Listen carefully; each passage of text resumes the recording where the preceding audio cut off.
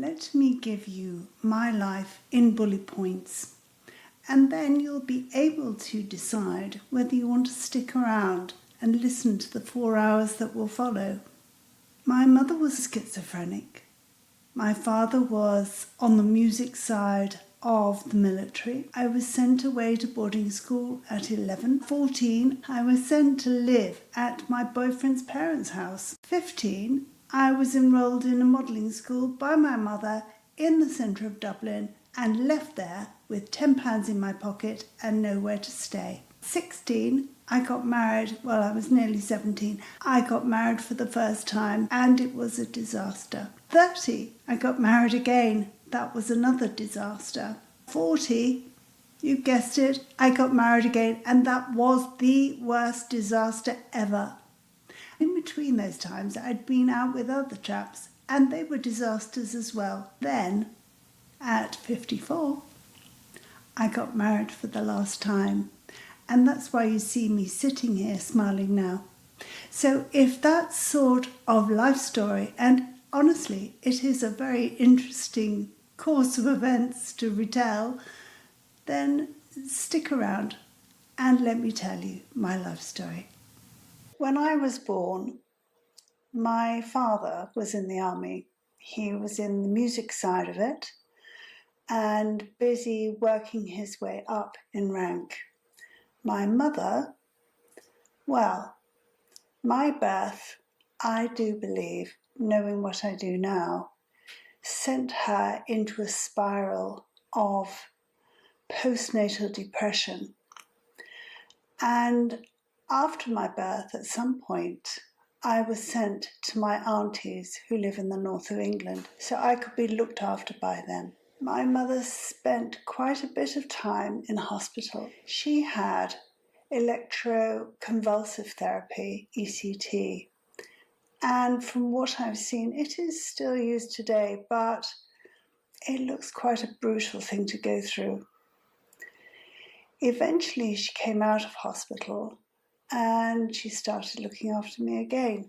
I don't think that they had a terribly kind, nurturing type of relationship.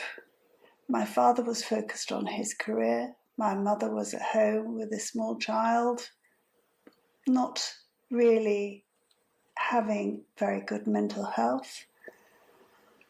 So I can understand, having gone through postnatal depression myself, how it must have been for her. She was living in not a very nice apartment, in not a very nice apartment building, and my father and her were not well off. They were very, very hard up, in fact. So the next period that I don't remember that period, but that's what I've been told. However, the part of my growing up that I do remember quite vividly is when we all moved to Germany on a posting. That was quite exciting. It was a new country, and when your family is in the army, the rest of the regiment goes with you. So all your friends get packed up and we all travel as one. So that's quite handy. You don't need to make new friends. I have some pleasant memories of those days. Going to the Nuffy, getting a comic, coming home. That was good. However, throughout my parents' marriage, my mother was quite mercurial. She could fly off the handle. You didn't know when it was coming.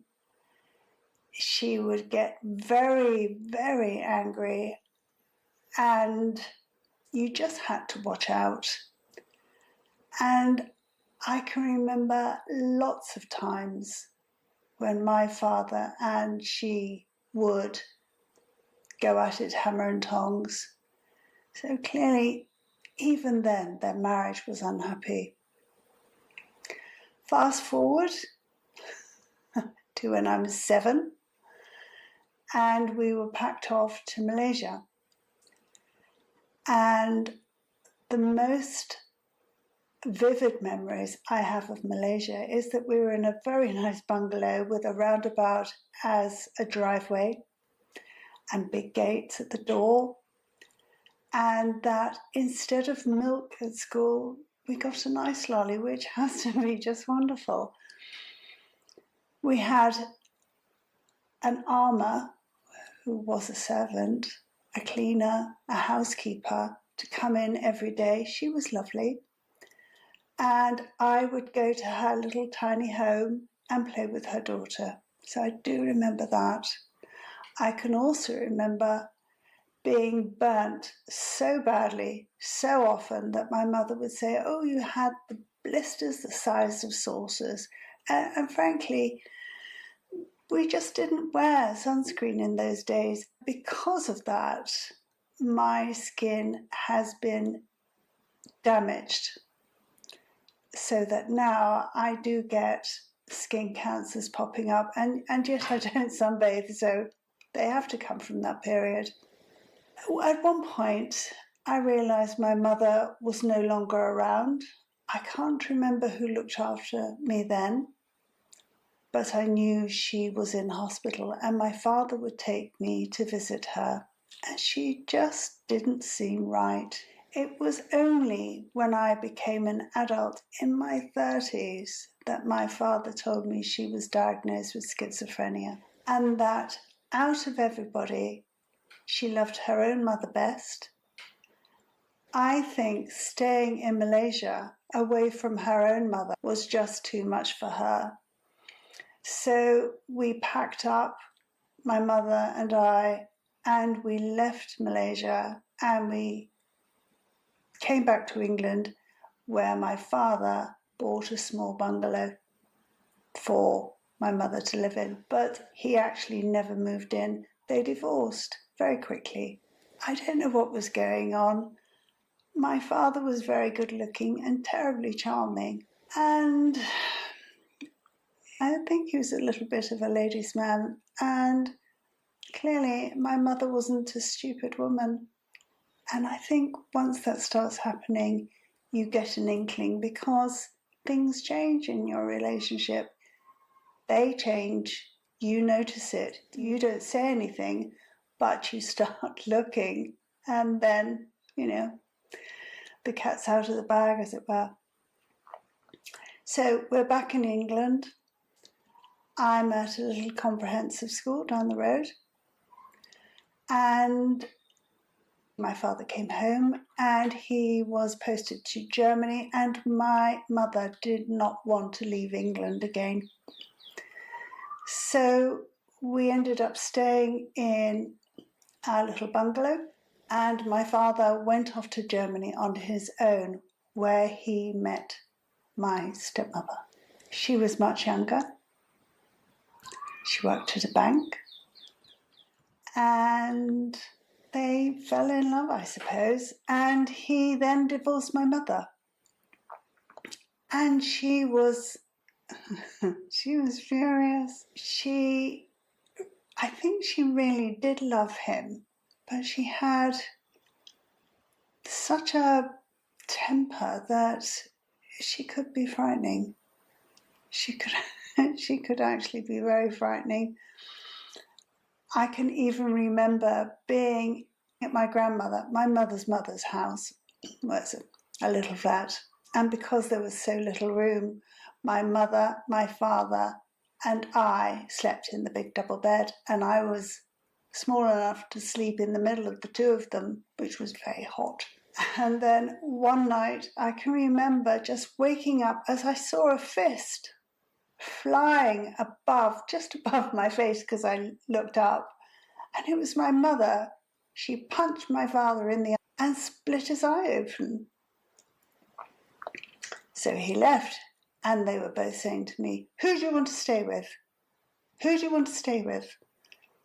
And of course I couldn't make up my mind. It was an awful, awful thing to say to a small child. I adored my father, but I ended up staying with my mother.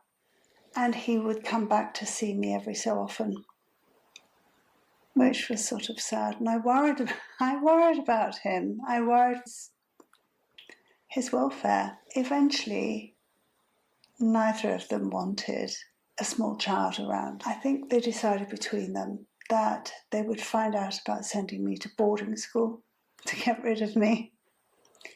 So eventually, when I was 11, or nearly 12, I think, because it was the September, my mother said, "Oh, you're going to go to boarding school." And I was one of those children who read the Mallory Towers books about life in a boarding school, and I thought it was going to be amazing. Just amazing. I was totally there, and it was nothing like that. So I was very keen. So my father took me to Bentall's in Kingston and got me some of the uniform, not all of it, for some reason, not all of it. My mother took me to the railway station, she took me to Waterloo station. She didn't go with me. I mean, she didn't go all the way to the boarding school with me. She just took me to the platform and then left. And I think, would I have done that with my own child? Absolutely not in a million years. But there you go. She got me to Waterloo, and then she said, "Get on that train there and it will take you to Rustington, Sussex." So I did, and eventually I found other pupils that were going to the school as well.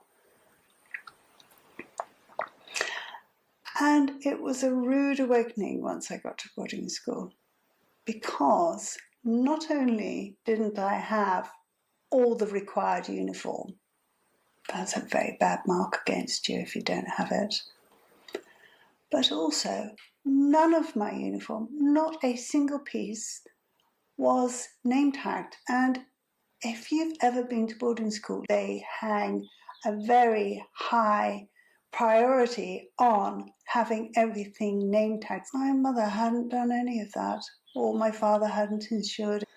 There was so little preparation for my own welfare done by either of my parents. They found the school, they packed me off,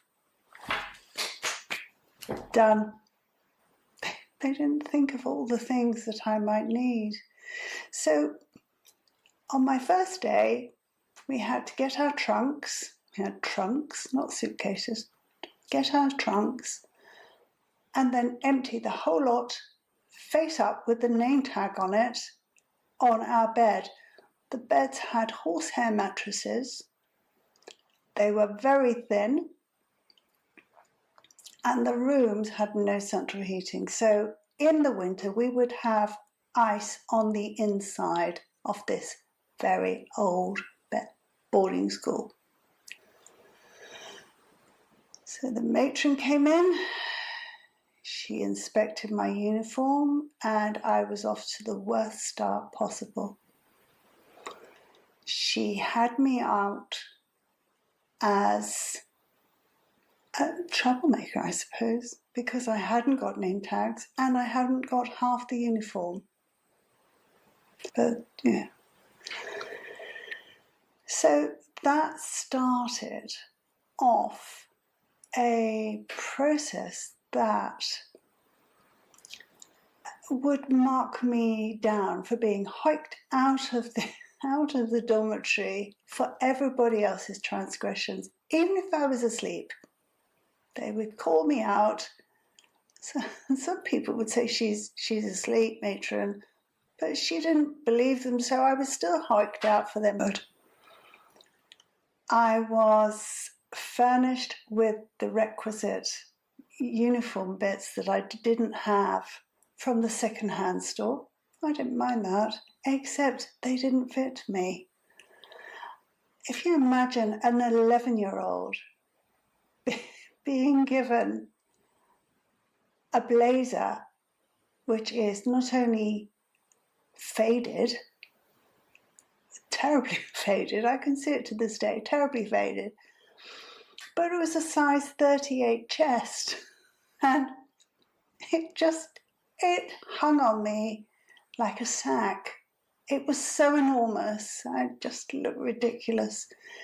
I also had to get all my summer clothes from the second-hand store. They were all incredibly faded. And when you are not from a wealthy family and you are sent to a small girls' boarding school, that is very expensive, but I think my father got the army to pay for it.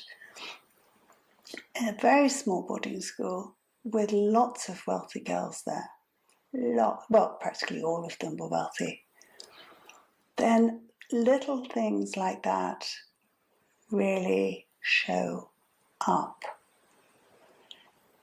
And although most of the girls were really lovely, it, right from the get-go, I felt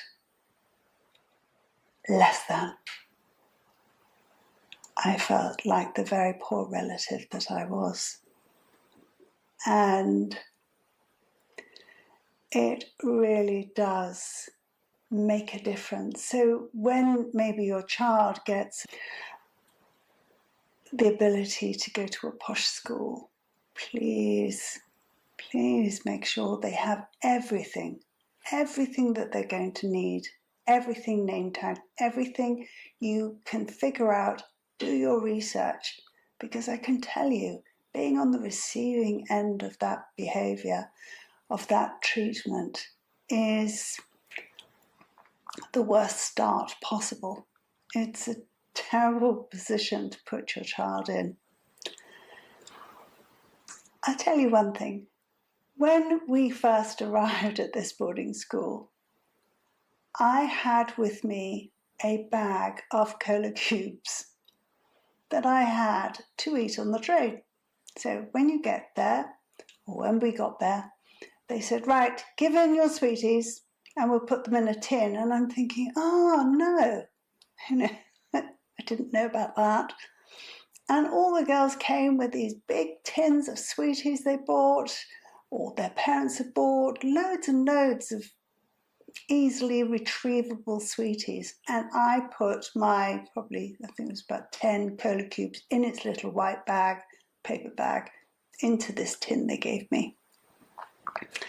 And when it came to prep time, which is homework time, you would have to line up in a queue, and the matron would unlock the sweetie cupboard, and then she'd say, right, you have to the count of 5. If you haven't got a sweet out by then, you go without. And most of the girls would get their tin, they would whip it open, they'd get their sweet, and done. So they probably, I think you're allowed two sweets. Not 2 bags of sweets, 2 sweets. And then they go into prep to do their homework.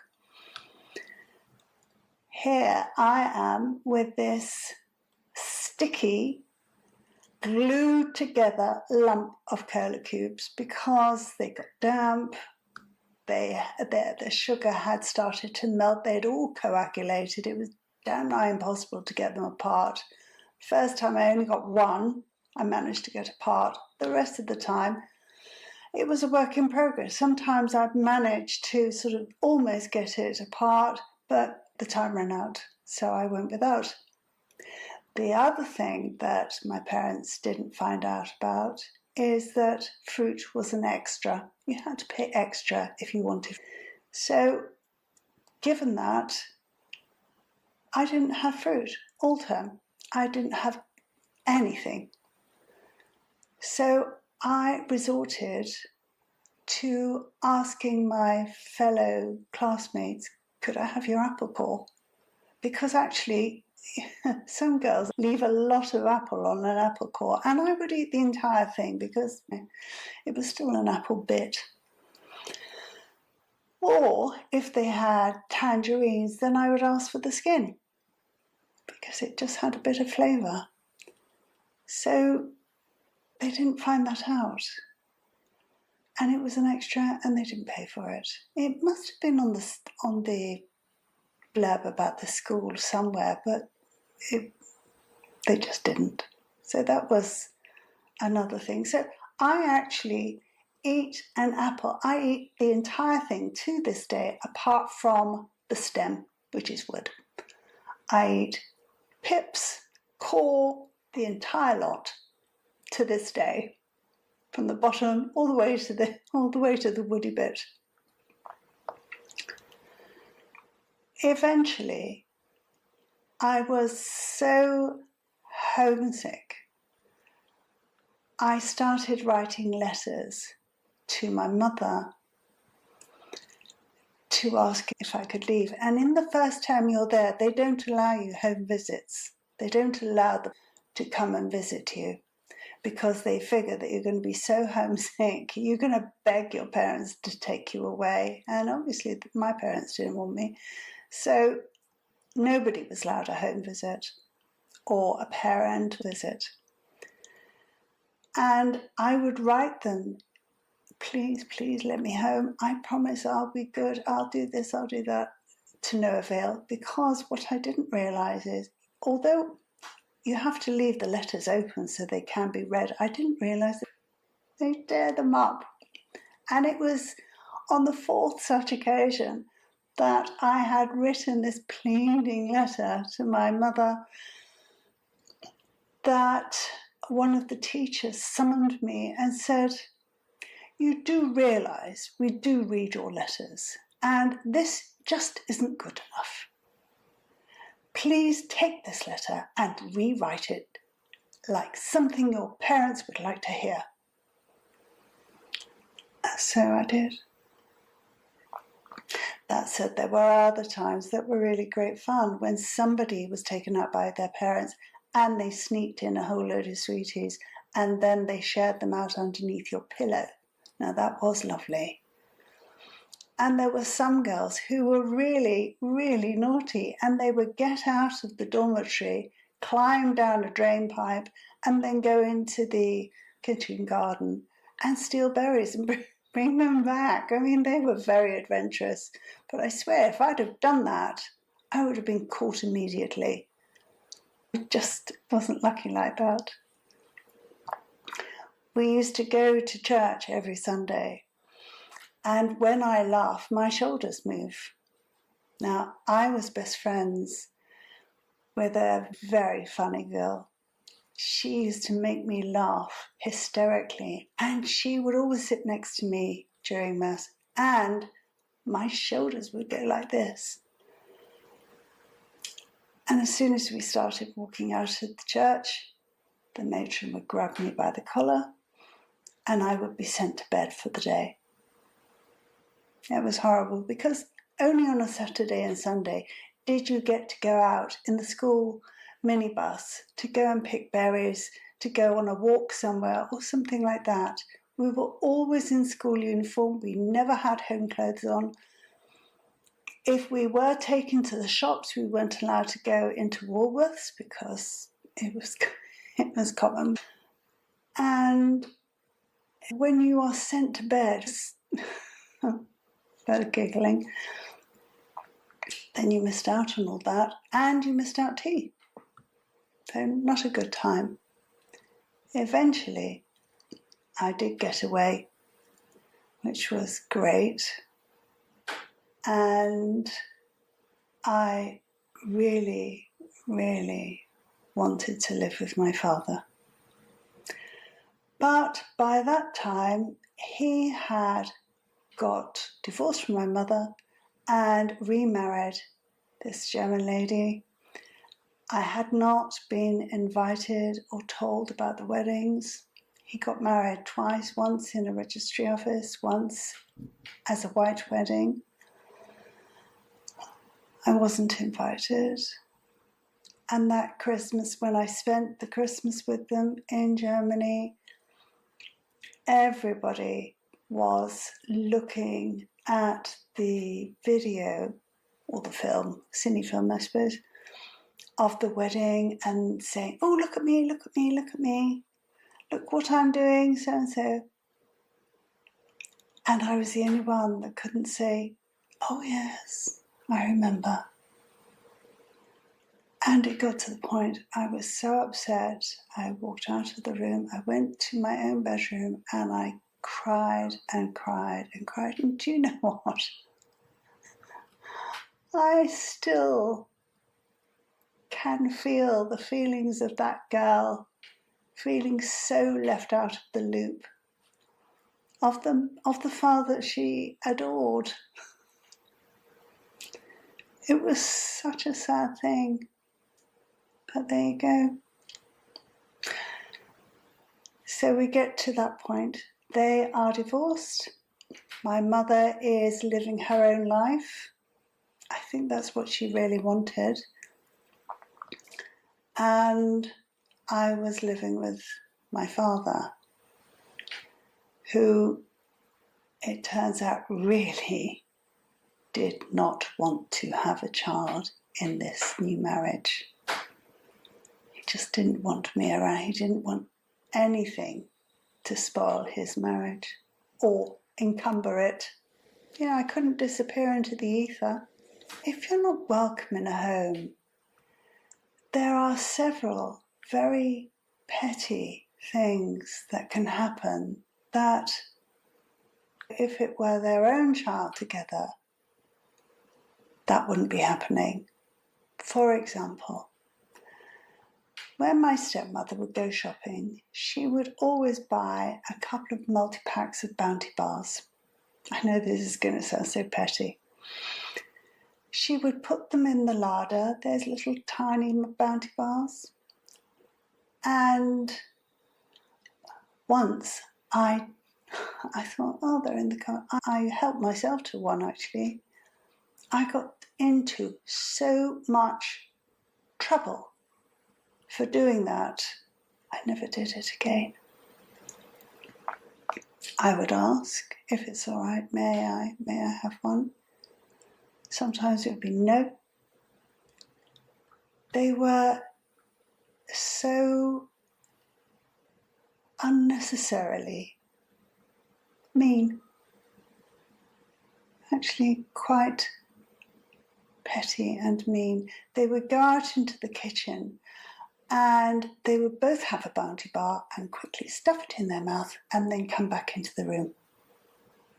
I mean, who does that with a child? Just, when I think about it now as an adult, I accepted it then. But now as an adult, I think, goodness gracious, that was appalling behaviour. So we get to the point when, at 14, I start to notice boys. I always went to an all-girls school, but eventually you start going to a youth club and you start meeting the opposite sex. And I started to go out with boys. Now, my father didn't mind me going to the youth club, but he wanted me home before 9 p.m. And those boys were not allowed to walk me home to the door. So they would have to leave me at the top of the street, and then I would have to walk home. And it carried on in that vein forever, actually. And then I met somebody who was going to be my first husband when I was 15.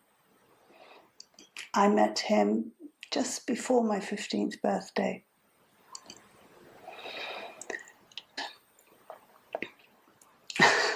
I thought he must be okay because he smoked Benson and Hedges.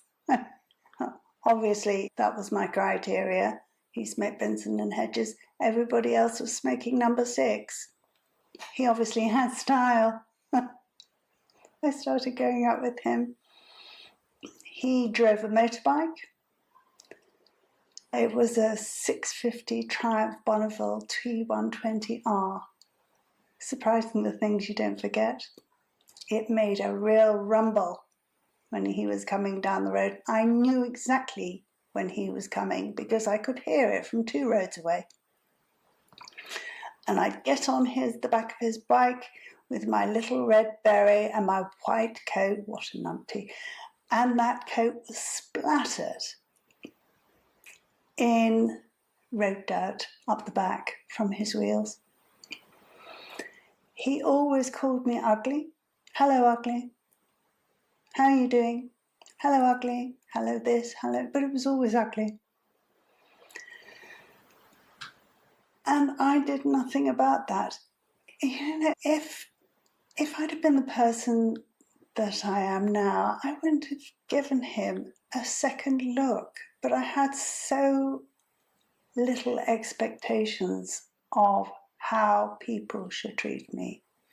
Ugly seemed fine. We carried on going out. When I turned 15, I was so miserable staying at my father's house that I phoned my mother one night and I said, can I come and stay with you? And she lived in Romford, Essex.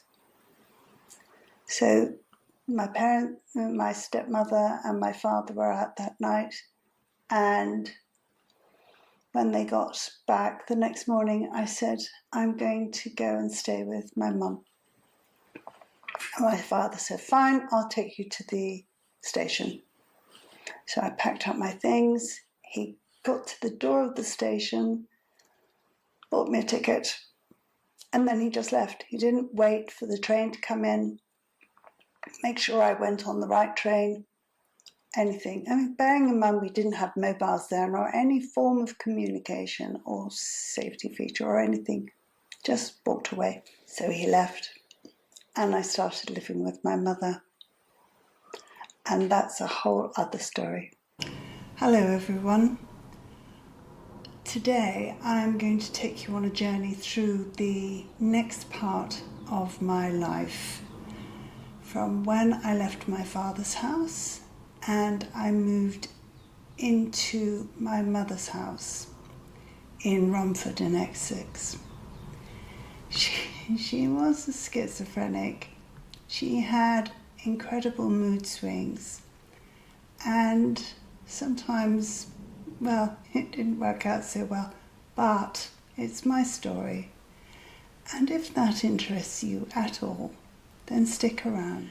Let me begin by describing my mother's personality to you, so you will understand how things went in her household.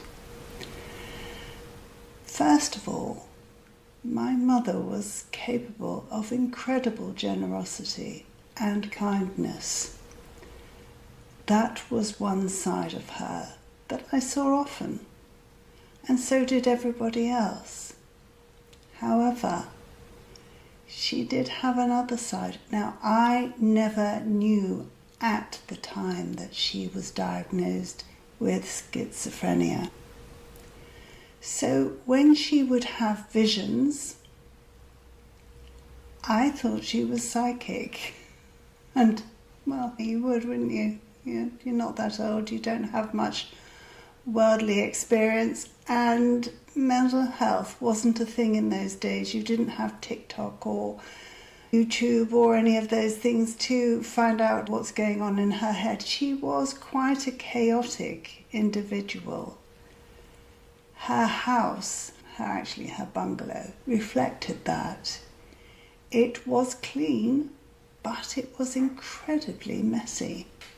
Stuff would land where she put it, and it wouldn't be moved, and it would pile up on top of each other. And looking back on it now, I think her surroundings reflected what was going on in her brain, because it always looked chaotic. So when I first moved in there, I would tidy up.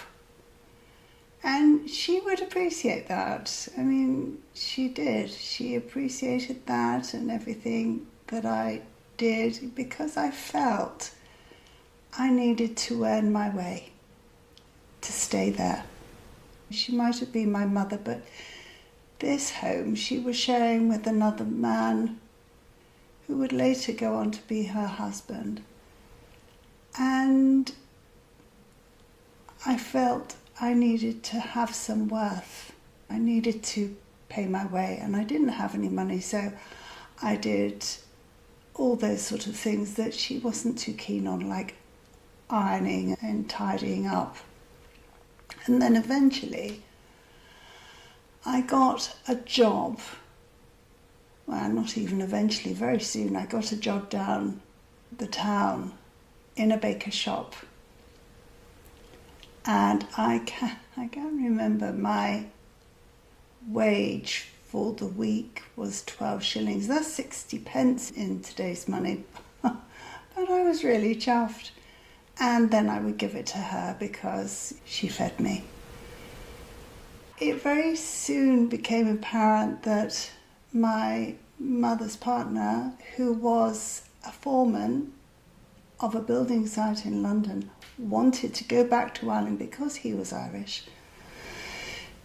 He wanted to go back to his home country in Ireland, Southern Ireland, and build a house for them. I didn't want to go. I didn't want to go with them. So it was decided that I would go and live with my boyfriend's parents in their house with my boyfriend. My mother and her partner would move to Ireland and leave me with my boyfriend under my boyfriend's parents' care. That was okay for the first few weeks. There was a novelty value, but it very soon became apparent that my boyfriend's mother, the person who would eventually become my mother-in-law, did not like the way I spoke. I didn't speak correctly for her. So that was a source of aggravation. And I don't know, maybe it's mothers and sons or something, but there was always something wrong. She was the kind of person that would have somebody in, one of her family members, in her kitchen, and she would be chatting away to them and chatting about another family member. But as soon as that person had left, she would tear them to shreds behind their back. It didn't matter that they were her own children. She would tear them to shreds with another child. So I knew what was being said about me. And I never liked confrontation at all. I sought to hide from it. I just didn't want to be told off. I didn't want to be shouted at. I mean, I'd had a lot from my mother, so it takes a lot to behave even worse than her. For example, when I was at my mother's house, she had a habit of getting something in her, a little bee in her bonnet, and I knew she was ruminating on it, and she would come into the room. I mean, she'd done this all my life when I was with her, so I knew the format. And she would come in and say it was about a dinner plate. I'm making this bit up. She would come in and she'd say, well, I don't like that dinner plate, I don't. And then she'd go out of the room, and a few minutes later she'd say, and what's more, you brought that dinner plate into this house, and for goodness knows what reason, I don't like it, and you can just take it out. And this would go on for about half an hour, by which time she had worked herself up into such an angry frenzy that she would be right at your face and pointing a finger at you and shouting. And I can remember once she said, who do you think you're looking at? And the one and only time I answered back, I said, you. And oh gosh, you only do that once and you learn your lesson. She became absolutely apoplectic, and I never, ever, ever did it again. I would just sit there with the blankest expression on my face, so not to add to her annoyance at me. And I would shake. That's probably where all my shaking began. I would shake from head to toe. So you didn't say anything to her. And then gradually, once she'd reached that absolute frenzy, she'd go out of the room, and then about half an hour later, she'd come back in again, totally normal. And she said to me once, "What's the matter with you?" And I said, "Well, you're angry with me." And she said, "Oh, I can't stand people who sulk." And she just didn't get it. It just wasn't on her radar. She didn't realise, that, what she'd been doing. And I didn't want to confront her. I don't think I would have ever confronted her. Confrontation is something that I really don't like. So, yes, one night she was in one of these moods, and no, it wasn't about a dinner plate. I think it was about my boyfriend. And she started off at the low pace, and then gradually over the next half hour, she worked herself up into a frenzy. The culmination of which, because by this time it was the evening, she came into the room and she said, and these are her words verbatim, "Don't you fall asleep tonight, because so help me God, I will come in here and stab you."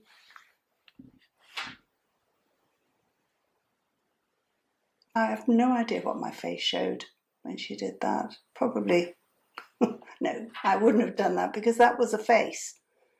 I would have tried to be blank. Well, then she left the room and she went to bed. And I sat in front of that door and waited and waited. And I was actually just waiting for her to come in here in the room with a knife. And she probably wouldn't have known she did it. But I stayed awake all night. And the next morning, she got up. I must have looked a bit pasty, actually, because, not sleeping, and I think it does show when you haven't been to sleep. And she said, she would do this. "Oh, what's the matter with you?" And I said, "I didn't sleep last night." And she said, "Why ever not?" And I said, "Because you told me not to go to sleep, otherwise you'd come in here and stab me." And she said, "Oh, did I? That's a terrible thing to say." That was it. So you had to be careful around my mum. The two sides of her, the nice one and the chaotic, out of control one, were polar opposites of each other, and often done in equal measure. So whilst I went there to be safe, I don't think I actually was. And I often wonder how she maintained her relationship with her boyfriend or partner, I don't know. It must have been very difficult. I think it must have been difficult for my father, but then again, he didn't think it would be difficult for me. Actually, he never phoned to find out if I got there, which is astonishing, really. But there you go. So I went to live with my boyfriend's parents.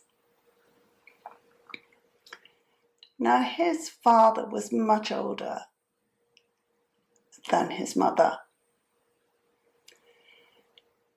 And he was a little bit creepy. He would say inappropriate things. I realise they're inappropriate now. I just thought they were creepy at the time. But they were wildly inappropriate now, I think about it. You know, growing up does make you, it makes you more aware. When you're younger, you don't think like that. It's only with the benefit of hindsight and revisiting these times, I think back and I think, God, what a creep. So that wasn't good. His mother, well, she didn't like the way I spoke. That wasn't good. And very soon after moving in with them, I realised that it wasn't a happy situation. And also, I think because I was living there, my boyfriend thought it was fine that he could then just leave me behind and his parents would sort of babysit me. I had no autonomy over anything, any part of my life. And he would go out with his mates and just leave me behind, which wasn't ideal. So in the end, I wrote to my mother again and said, can I come and stay? So I left and I went to visit my mother, who was, by this time, she and her partner were living in a caravan on the roadside of a road in Ireland, whilst they looked for a plot of land on which to build their dream house. The thing that I remember most about that caravan was that it was small, but it smelt of nice food. My mum was a great cook, plain cook, but always incredibly tasty. And the caravan smelled of that aroma, so that was a pleasant memory. And very soon, after a very short while of living with my mum in the caravan and her partner, she decided that I should become a model. I think it's because she always wanted that for herself. It didn't come from me. So, I don't know how she even found this modelling agency, to be honest. I've no idea, but she did. She found a model agency in St Stephen's Green in Dublin. It was called the Charles Ward Agency, and they had a modelling school attached to it. So clearly she thought, that's it, that'll be my girl. And so we went up there, and she paid for the modelling course, obviously enrolled me into it, paid for it, and then she gave me £10, which, to be honest, was quite a lot of money in those days. It doesn't sound much now, but in those days it was quite a bit. And she left. I was still 15. We hadn't found somewhere for me to stay. And you know what? I didn't think anything of it. I thought, oh well, I'll go and find somewhere to stay. It astonishes me now that at 15, I didn't think that was odd. I just accepted it and thought, oh well, I'll find somewhere to stay. I don't know how I found this hotel, but I did find it. It was a bed and breakfast in Ballsbridge, which is about half an hour's walk from St Stephen's Green. So I got my bag and I walked there, and when I got there it was a nice enough house, clean, but freezing. It was freezing. And in those days I don't think many people had ensuite bathrooms or anything. There was a sink, the water was cold, and there was no heating in the room. I think people must have been tougher in those days. And the lady that ran the B&B didn't want you hanging around in that room during the daytime either. So you slept there, you had your breakfast, and then you left. And then you didn't come back until the evening, which actually, that was fine because, you know, I had that course to go to and I was busy all day. I'd have to get up early to walk the half an hour from Ballsbridge to St Stephen's Green. I enjoyed the course. It was interesting learning how to walk, things like that. Meeting the other models, the ones that were successful, not, you know, people like me just learning how to walk. They were famous in their field in Dublin. And after, I suppose once they taught you how to walk, you started getting small jobs that they could earn money from you. For example, I got a job with 3 other girls on that course going to Butlins for a fashion show once a week, and we did actually feel a bit like royalty because they paid for us to have a taxi all the way there and all the way back, and we got lunch in the cafeteria. Clearly I had very low expectations of what being treated like a celebrity is, but it was good for me. Plus we got paid £10 in cash. Now, you know, that was great. But before we got to that stage, I was still at this B&B, and gradually my money was running out. So I had to contact my mother through a pub that was in the village, you know, no mobiles, and they would get a message to my stepfather, who would go to that pub. It was also where they had all their mail sent. So I said, you know, the money has run out. I have no more money, and could you send me a bit more, please? And she did. She did send me another £10. So that helped, because what I never realised, apart from this show in Dublin, I never realised that if you're a model, you do a job and then you wait for 3 months before that job gets paid. And so you've got no money coming in apart from this £10 a week. That was a rude awakening. And if you were trying to live in a rented accommodation, you had to make sure that your money stretched a long, long way. My accommodation during that time became more and more problematic. It was expensive to stay in a B&B. And at one time I met on one of these fashion shows, not the one in Butlins, but a different one. I was talking to a young male model who was working on the same show, and I said, you know, I've got a real problem staying somewhere. It's so expensive. And he said, I'm sure my mother would let you a room. And they did. His mother was such a sweetheart, so kind, so generous.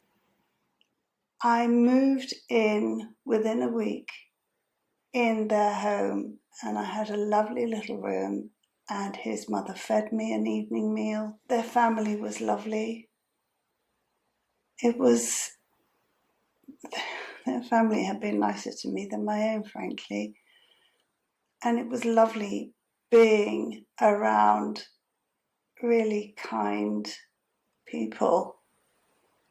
So from that house, I was able to get another modelling job as a showroom model in Mary Street in Dublin. The company that I modelled for had a factory upstairs, and they manufactured blouses, trousers, skirts, etc. And all of these items would be viewed by boutiques that would come into the factory. I was the person that would try them on and show the buyers from these boutiques what they looked like on. And the benefit of that was that I was allowed to keep those items of clothing. And also, we would fill the van up and travel from Dublin to Birmingham and places like that, and take them round to various boutiques in those areas. We'd go over on the boat and then we would sell them. So that's how I knew about Birmingham. Eventually, I somehow got a letter from my ex-boyfriend. There have been so many things that happened in my life that sometimes I have difficulty in putting them in order. But I still have the memories. And I remember getting this letter from him and saying, please come back. I miss you, blah, blah, blah. And so I did. And he said, we'll get married. We'll get a home. And you know what? I think it was probably those two sentences that hooked me. I desperately wanted a home to call my own. For most of my life thus far, I had been a lodger in somebody else's home, including my parents. I was a lodger in their home.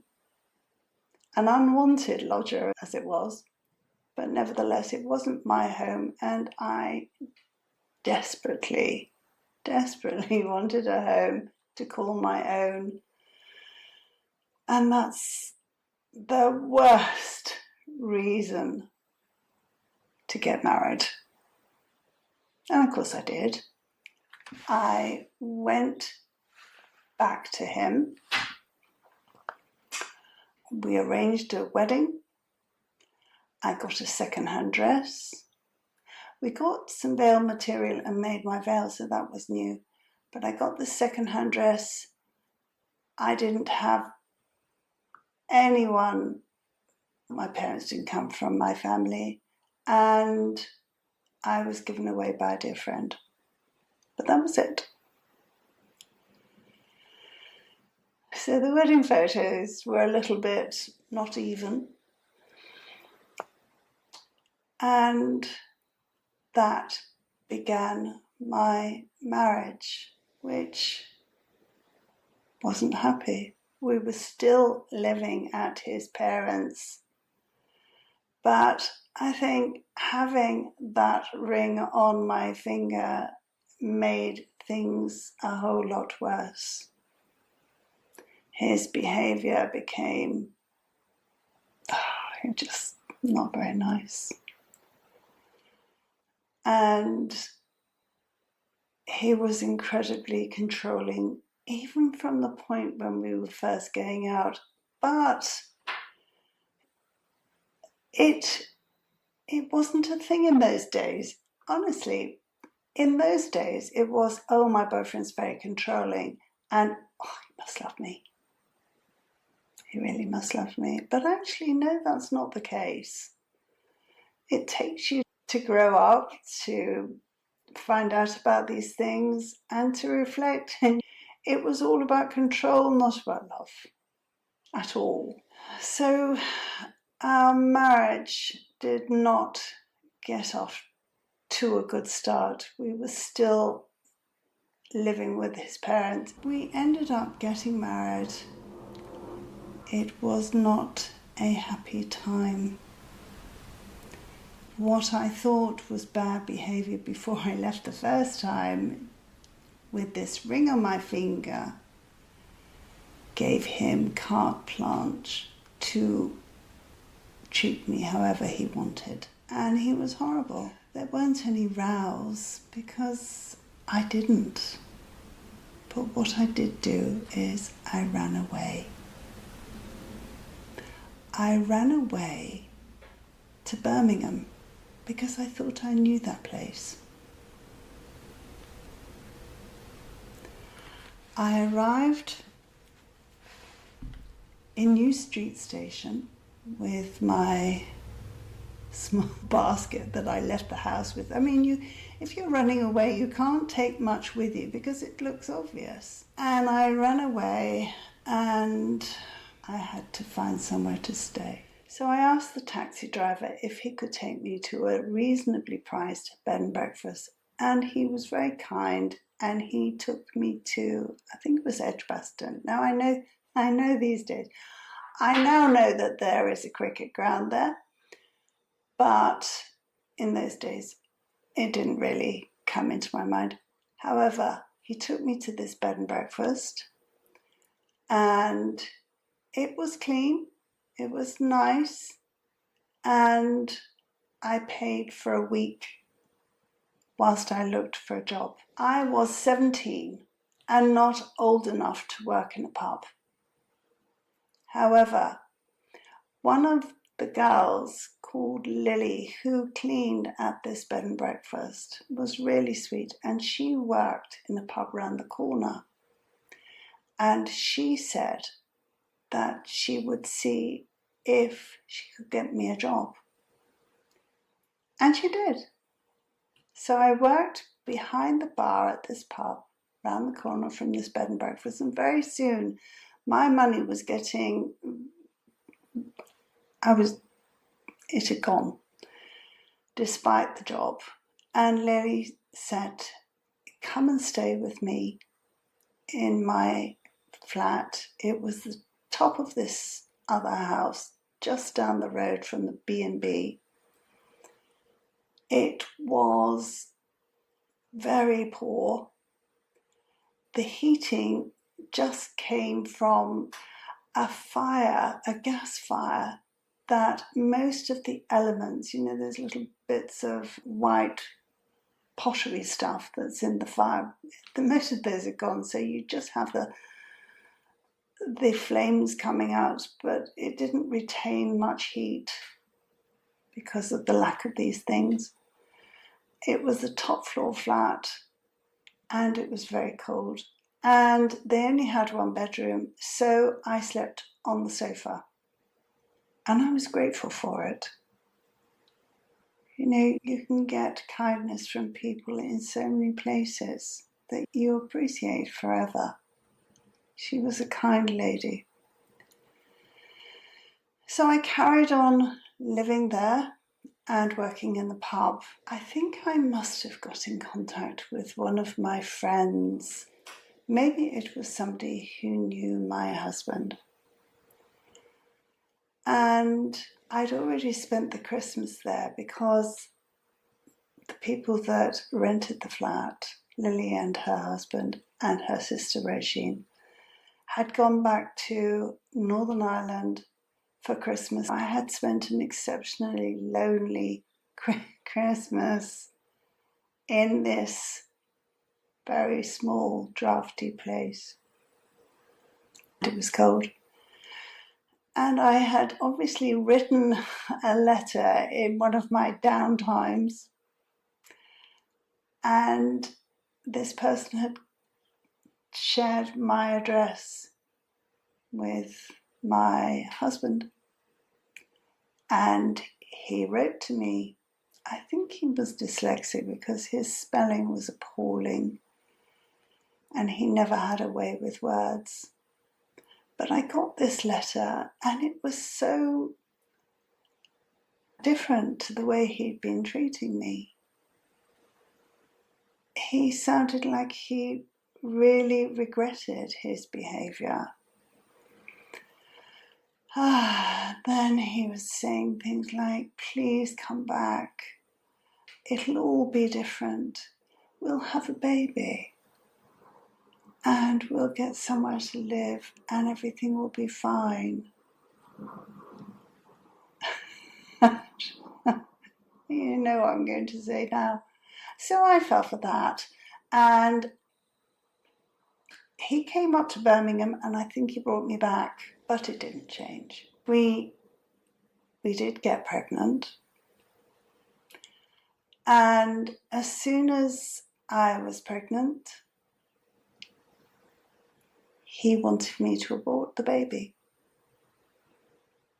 His mother gave me gin and orange, hot gin, and I had to have a hot bath. They really did believe that it would cause me to miscarry, but it didn't. He just didn't want the baby, despite all that. I don't know what he was doing, because it just didn't make any sense to me that he would say, oh, please come back, blah, blah, blah, and we'll have a baby and all the rest of it. And then as soon as I was pregnant, get rid of it. I don't know. But anyway, he did. But it didn't happen. So that was baby one. And after that baby, I got the most dreadful postnatal depression. It manifested itself in that I couldn't stay awake. I would fall asleep, like sitting here talking to you. My eyes were closed and I'd fall asleep. I had a job working in a betting shop on the counter, and if there were nobody around, or if somebody wasn't talking to me straight away, I would fall asleep. I mean, it was unsustainable. It was just the worst time. It lasted for months. Anyway, I gradually recovered from that. I don't know, I can't remember how, but it was not a happy time. And during that time, I got a letter from my mother who said, I'm in a hospital. She was in the middle of a psychosis, thinking that people were out to get her. And there was nothing I could do about it. By that time, we'd got a cancer flat, and we decided to have another baby. Now, by this time, he had got over the fact that he was now a parent. During my pregnancy, I can remember somebody asking him what he was hoping for, and he said a rabbit. Twit. Anyway, we went on to have another baby. This time another little girl. And we were still in this flat, and the following year we had another baby, but this time it was a boy, and you already know what happened with that baby. His name was Christopher. After we lost Christopher, the council moved us to a house. We started a new life without Christopher, in the hopes at some point we would have another little boy. And things, I thought, were becoming normal again. My sister-in-law had a babysitter that would babysit her 2 children. She lived quite nearby, and we decided to use her as well. We would use her if I needed to go and do my pottery parties, because although I could actually drive, my husband didn't want me to. He wanted me to pay for a babysitter out of my meagre wages, and thus he wasn't stuck in their house like I would be normally. I would employ this woman to come in and babysit our children. This went on for quite a long time, and eventually I got pregnant with my fourth child, who was another little boy. And I thought that all my wishes come true. I was very hypervigilant, obviously. I always thought that when I put Christian to bed at night, it might possibly be the last time I see him alive because of Christopher's cot death. So it was a very stressful time. And in the end, he got to 1, and I thought that time was probably over with. I didn't mind him being babysat and for me to go back to working again. I went back doing cleaning with my friend Jan, and because I also did pottery parties, this young woman would come in quite handy for when I needed to be taken somewhere by my husband. The parties were all over the place, so it was quite handy that he took me, drove me, and then picked me up later on in the evening. Then one day my sister-in-law came round and she said her husband had been having an affair with our babysitter. And she said, "So has your husband." Well, she did say her brother's name, but, it's private. So she said, "And so has your husband." And I said, "How do you know?" And she said, "It's common knowledge. It's common knowledge around the estate where her husband grew up, that they were both having an affair with this young woman." And what do you do when you've been told by your husband's sister that your husband is cheating on you? Yes, what do you do?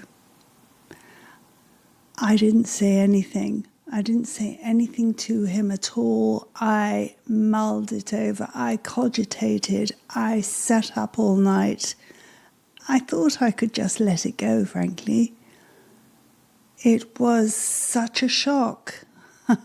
I actually thought, here's the thing, I actually thought that I was far too perfect a wife for him to want to cheat on. I always took care of myself. I took care of the house. His dinner was always on the table. Everything was always tidy, clean, and well presented. The children were always clean and tidy. And I never thought that he would want to cheat on me. How wrong could I have been? And here's that story. I left you at the point where I had found out about my husband's affair. And what I didn't tell you is what I did next. So if that interests you, then stick around. Now, finding out something like that is not ideal, but when you have found out about it from an extremely reliable source, his sister, then really you can't ignore it, because even when you try, it keeps buzzing around in your head every single minute of the day, and at some point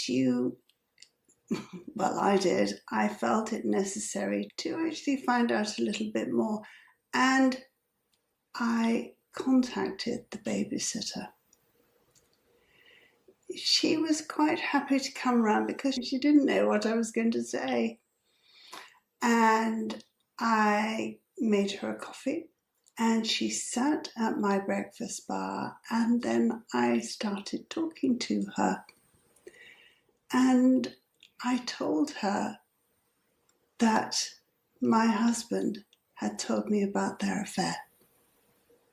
I know that was a lie, but I didn't know what to say. I couldn't say, "Well, I've heard." because she'd undoubtedly deny it. So I told her my husband had told me about the affair and that I wanted to hear how it started from her point of view, because I didn't believe everything he was saying.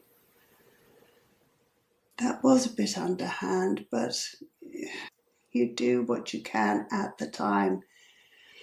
So she actually told me how it started, how he came on to her, all of it. How they would wait until I'd gone out to do my pottery parties, and then he'd come home, and that's when the bad things were happening. And I have to tell you, I don't know what I was expecting. I thought she was going to say, no, I don't know what he's talking about. Nothing happened. But she didn't. She told me everything. And I never told her that he hadn't told me. So eventually she was there about an hour and a half. And eventually she left and I waved her off goodbye. For the rest of the day, that night, I was, because I've said in my previous video, I didn't like arguments. I didn't like being shouted at, threatened, all of that. You know, I'd had a lifetime of that and I wasn't looking forward to any more of it. So I sat up all night cogitating, thinking, oh, you know, I just wish I hadn't done that actually. Was it better not to know? But once you know, you can't put the cat back into the bag. It's out and it's roaming and pooing all over your house. So I didn't do anything for days, and I don't know, things show up on my face. I couldn't help not looking upset, sad, all the rest of it. And a few days later, I told him what I knew. And do you know what he said? He denied it. He said, you could catch me in the middle of doing it and I'd still say you were wrong. I'd still say you were seeing things. What do you say to that? Honestly, especially if you don't like arguing. He was that confident that he could convince me black was white, that there was no apology, no nothing at all. So what can I do? I had, by that time, I'd had 4 children. Christopher had obviously died, but I now had another little boy. And when you don't have an income coming in from your own work, although during those times I did work, I had what they called a pin money job. You don't earn much, but you contribute to the household. So I did cleaning, office cleaning with my friend, and we used to cycle there on a tandem, taking turns who was going to pedal faster on the front. But generally, we always went by her bike. It was her tandem. And I did that for a couple of years with her, and we'd fly through those offices. We had a system. We were good at what we did. Then I got a job with a party plan company. and I was selling pottery. Now, those crates that all our pottery was in were quite heavy. There were about 4 or 5 crates, and they were jam-packed full of pottery. And then you go to other people's houses. So eventually I had people working for me in my pottery party plan business. I would get commission, and I would get a tiny percentage of what they were earning in commission too. So that was good. So I did contribute.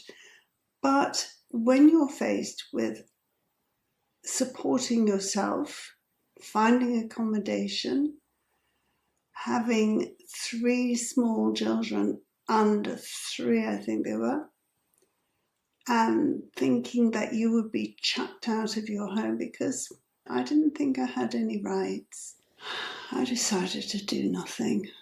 I knew he'd done it. His own sister told me. And the young girl that he was doing it with told me. But, when you feel stuck and you feel powerless, which is the worst thing actually, feeling that you have absolutely no power at all. So we just carried on. He didn't mention the affair, and I certainly didn't mention it. Then we moved house. We moved to a big house, a big Victorian house that needed a lot of work doing it. It was quite ramshackle. So him being a builder, you would think that he would just get on with it. But it's like plumbers always having leaky taps. It took him an absolute age to get anything done in this blessed place. Things were happening, things that I can't really talk about, but the other things that were happening were that I was finding out about more women, actually lots. Even one ex-girlfriend of his that I had heard of that had supposedly gone to our neighbour when we were living at the other house. And I found her. She knocked on the door and asked me about our neighbour. And I said, no, she's not in, but you can come in here and wait for her if you like. Little did I know that she was coming to see him. I think she was coming to give him a shock, but this gormless wife of his invited her in, made her coffee, and she waited a couple of hours and then she left. I mean, how gormless is that? I found out how gormless it was a couple of years later when I realised what I'd done. And I had to laugh because you couldn't make it up, could you? But I did find out about lots of other women that he'd been messing around with. He was so controlling. I now know it to be coercive control, but I didn't then. I thought he was just possessive. When I was doing these party plans, you had to arrange a Christmas get-together with all your team. And we were living in that big house, and opposite was a restaurant. I had to arrange that my get-together was at this restaurant, and I had to get a seat at the window table so that he could sit across the road and watch me. He was obviously so trusting. So I did that. He would get if somebody spoke to me, if a man looked at me, if a man spoke to me, I would absolutely dread it because he would get really angry. He would control what I wore. He would control the makeup I had on. I was never allowed to wear lipstick, which seems a bit odd, but he didn't want me to wear lipstick, only when he went out with me. With finding out about all these other instances of poor behaviour. I had gradually decided I didn't want to carry on. If he had been a really lovely person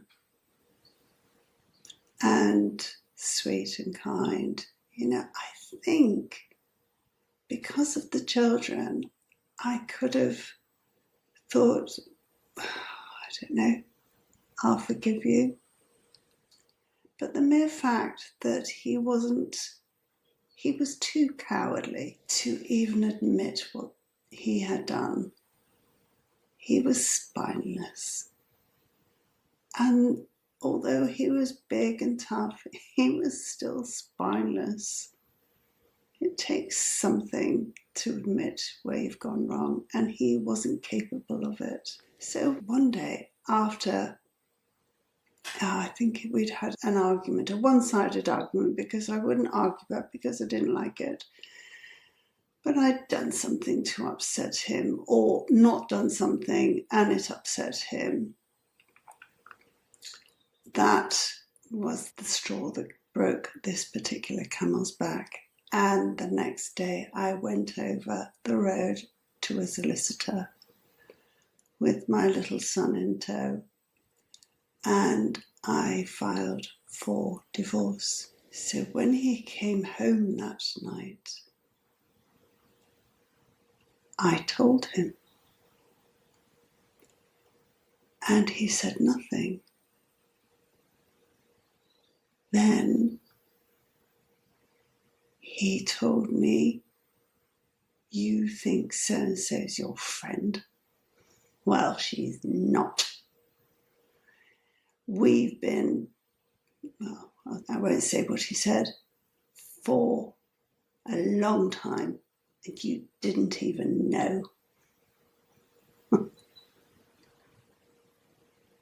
And I thought, I don't believe you. You're just being mean. But it was. He then phoned her, told her what he told me, and said, as long as you say that I had lost my mind and that I'd gone insane like my mother, then he wouldn't tell her husband. And you know what? She wouldn't do that. She put the phone down and she went straight in and told her husband what had been going on. Now, I know some might be appalled, but she was my friend. I could understand why she became infatuated with him, because her own husband was an alcoholic at that time. And life with an alcoholic must be hard. And here is this person complimenting you, paying you attention. People say, walk a mile in my shoes and know what it's like. And I could understand her doing what she did. Plus, she wasn't in love with me, supposedly, and she wasn't married to me.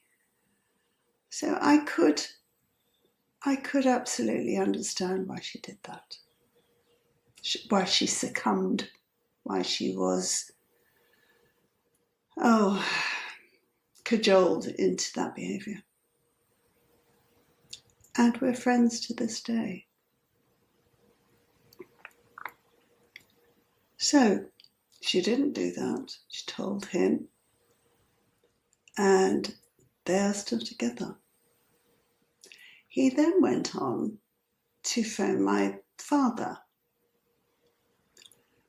and he said that I'd gone mad, like my mother.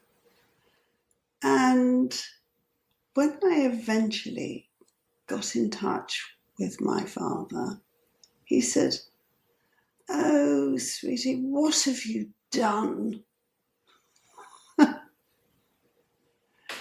just don't do it. Just go back and stop it. So terribly supportive. So I didn't speak to him for ages. There was no support going to be coming from that part of my family. And, my mother was in Ireland, so nothing there.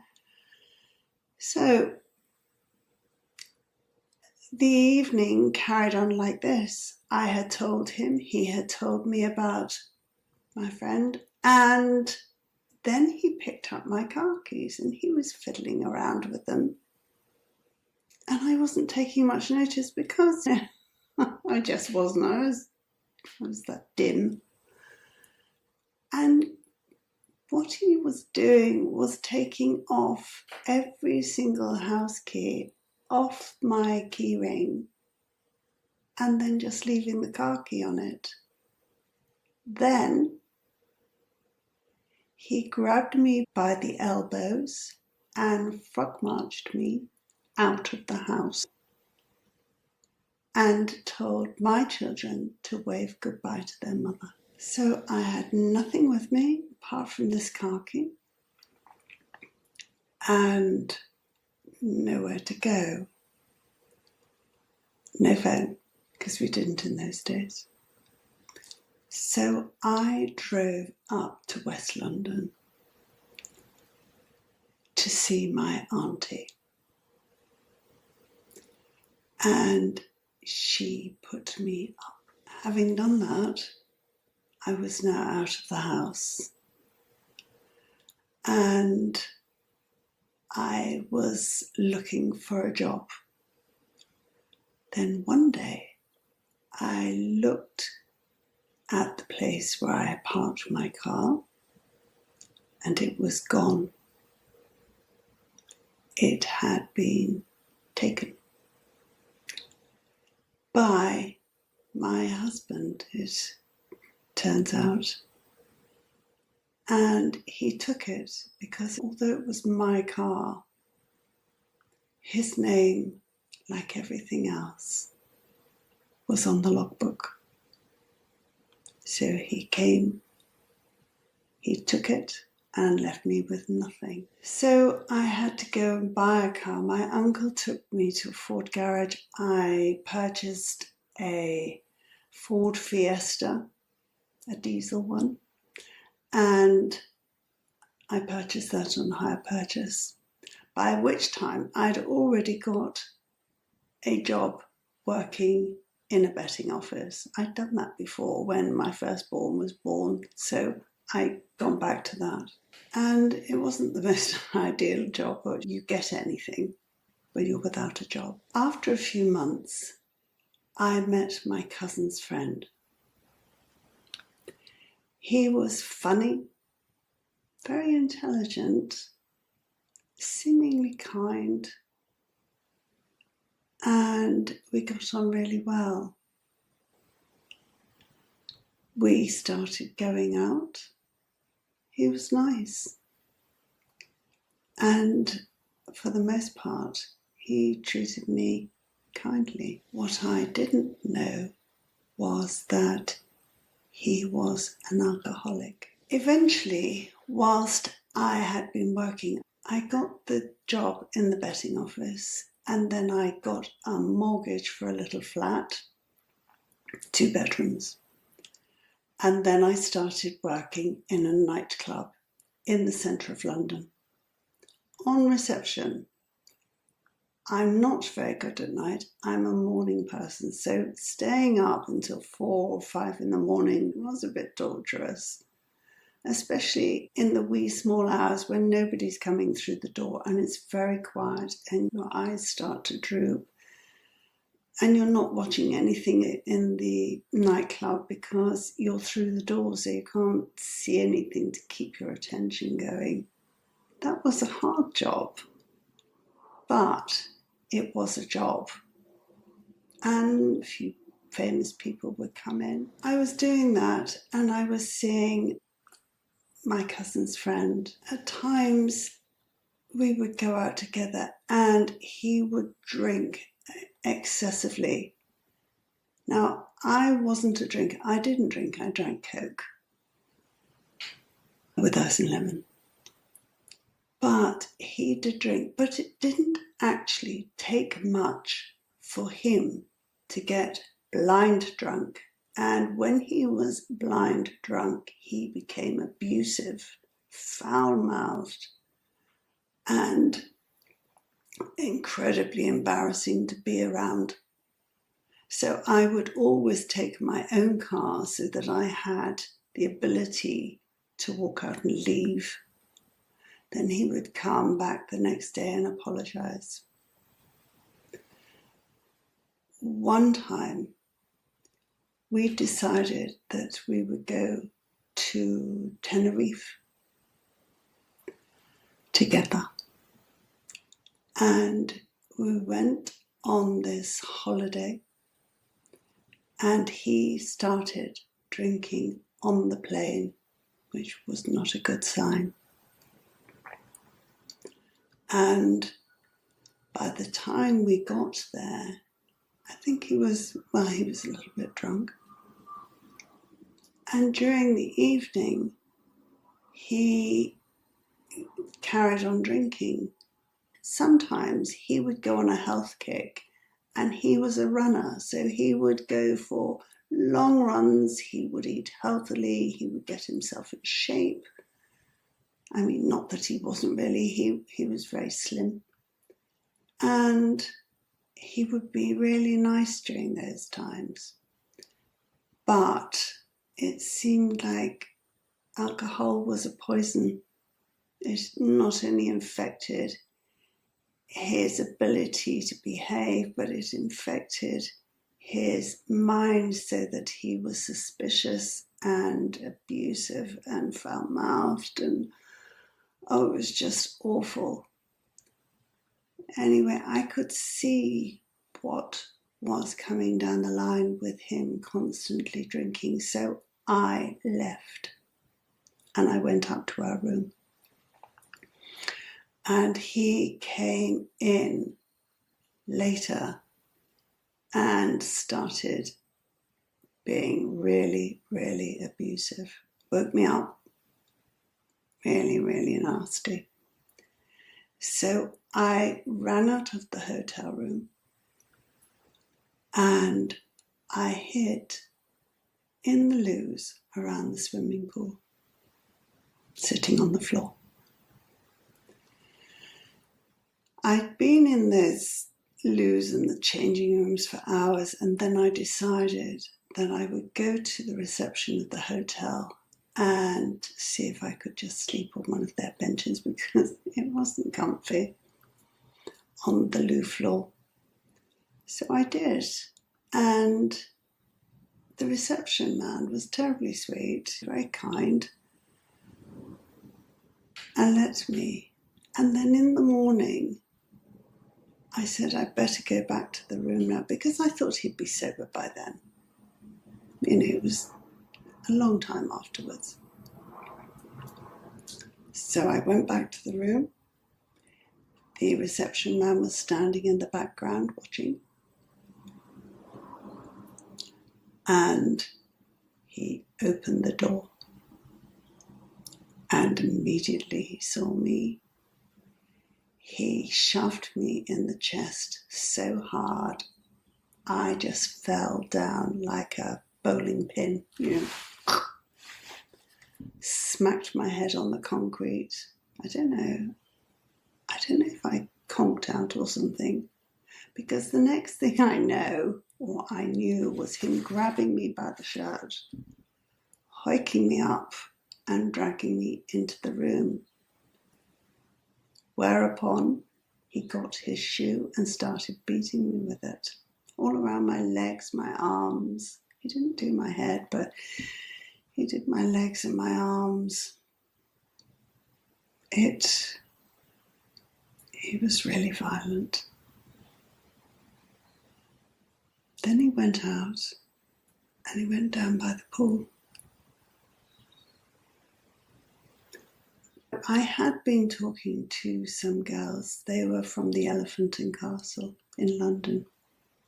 They were very sweet. They were on a girls' holiday and they were having a great time. They were very sweet. And he was saying all sorts of untrue things about me. And they didn't believe it.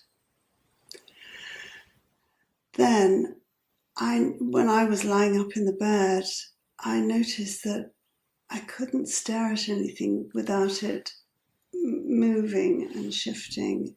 And by lunchtime, I thought, well, I'm going to get up and I'm going to go downstairs and I'm going to see if those girls are there. Anyway, he was there still, sunbathing. And the girls were there and I didn't go near him, obviously. And they told me what he'd said and I told them what he'd done. So they said, you can't go back in that room. He'll end up killing you. Come to our room. So I spent the day with them, and that night he found out what room they were in and was banging on the door, shouting my name, calling them names, getting more and more furious. So clearly he had been drinking a lot. And they protected me.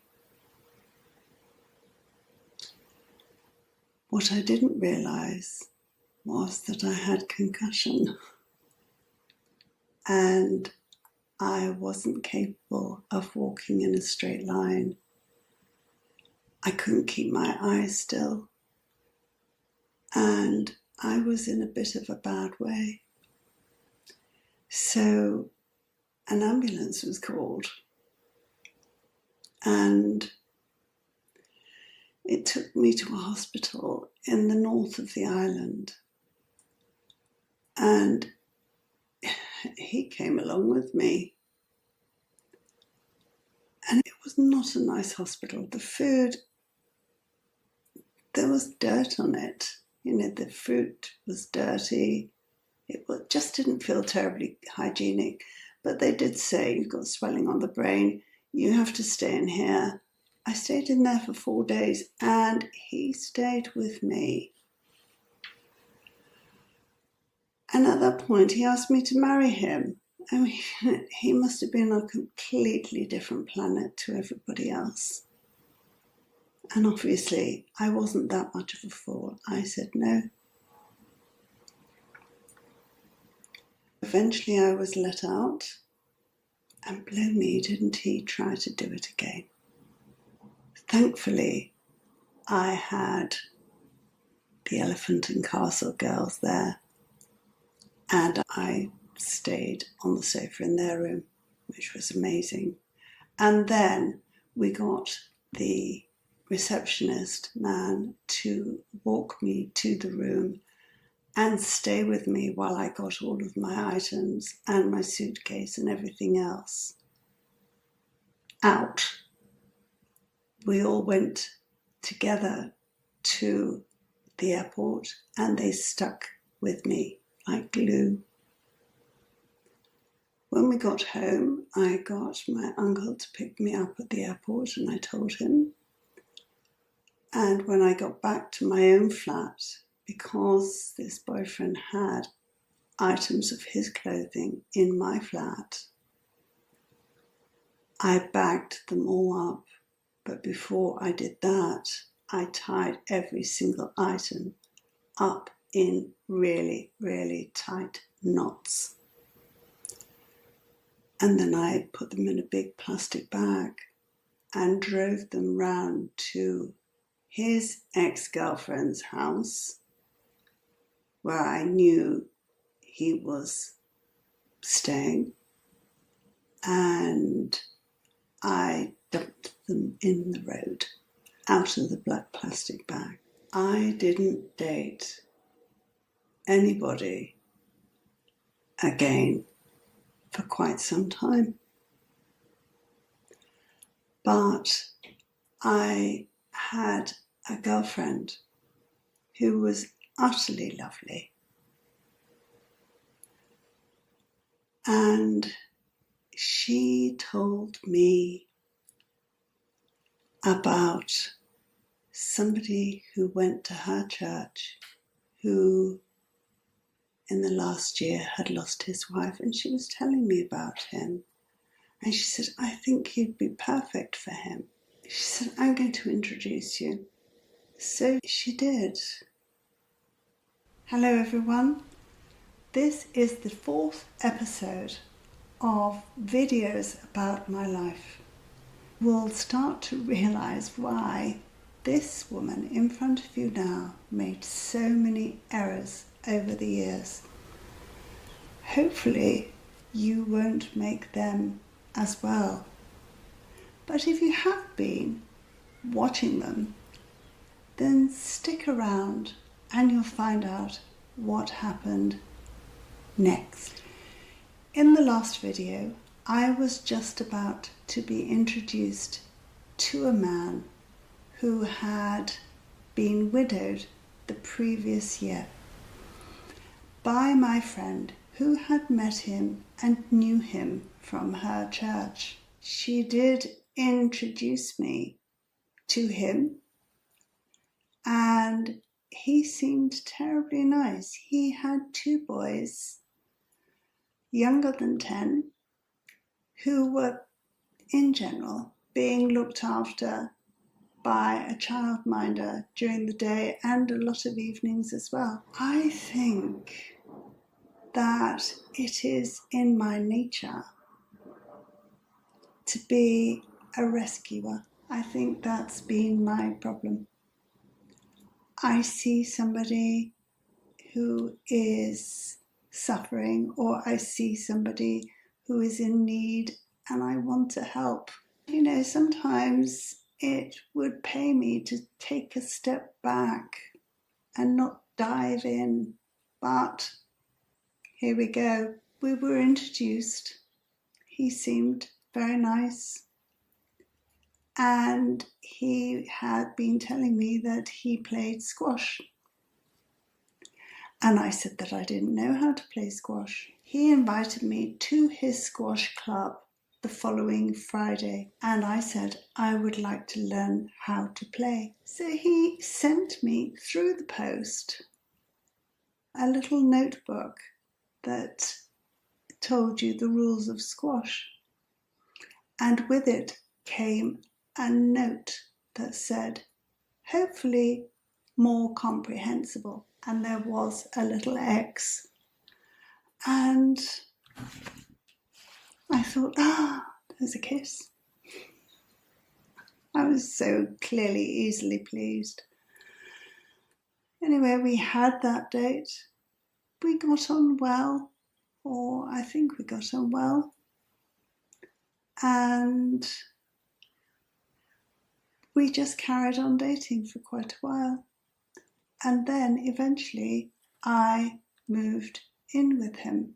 I still had my flat. I didn't rent it out. I moved in with him. And that suited him well because I took over the day-to-day running of his household. I looked after the children, the 2 boys. I did all the washing, all the ironing, all the cleaning, kept house. I think throughout my years, I have always felt the need to be of value to people, to earn my way. So I did. I was extremely valuable to him. I did everything. It soon came to the point where he was saying things like, when we're married.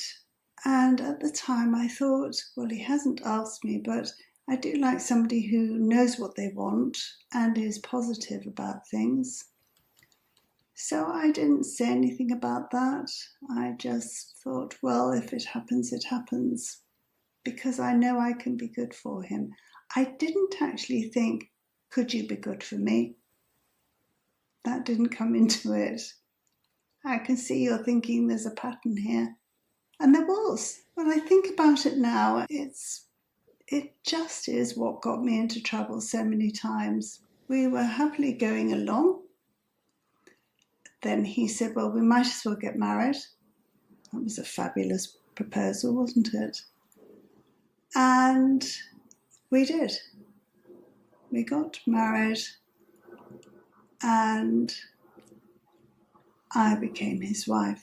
Now, I can tell you, I embarked on that marriage never ever wanting to get divorced again, ever. The thought of ever being divorced again was so horrendous that I put in so much work to not make that happen. I think I became a Stepford wife, one of those, and I literally did this. I would get up early in the morning, I would stand at the window, I would wave at him as he passed the house because he'd already had to go up the end of the road to turn around to get back down again. So I would wait there until he passed. He'd look up at the window and he would see me waving. I thought that was a nice thing to do. I constantly tried to find nice things to do for him that he would appreciate how much I appreciated him. I would leave little notes in his pocket, or in his shirt pocket, or in his diary, or in his briefcase. I would leave little love notes in his suitcase if he went abroad. Things like that. You know, when you come across something like that, it gives you a warm, fuzzy feeling inside. And I wanted him to feel that. I wanted to feel it myself, but it didn't happen. I think you shouldn't do something for somebody else hoping that they cotton on that you'd really like to have it done yourself, because it never works. That said, I still did it. I did all these things and all these little treats and all these little efforts that went on in the background. And I'd say, did you get your note?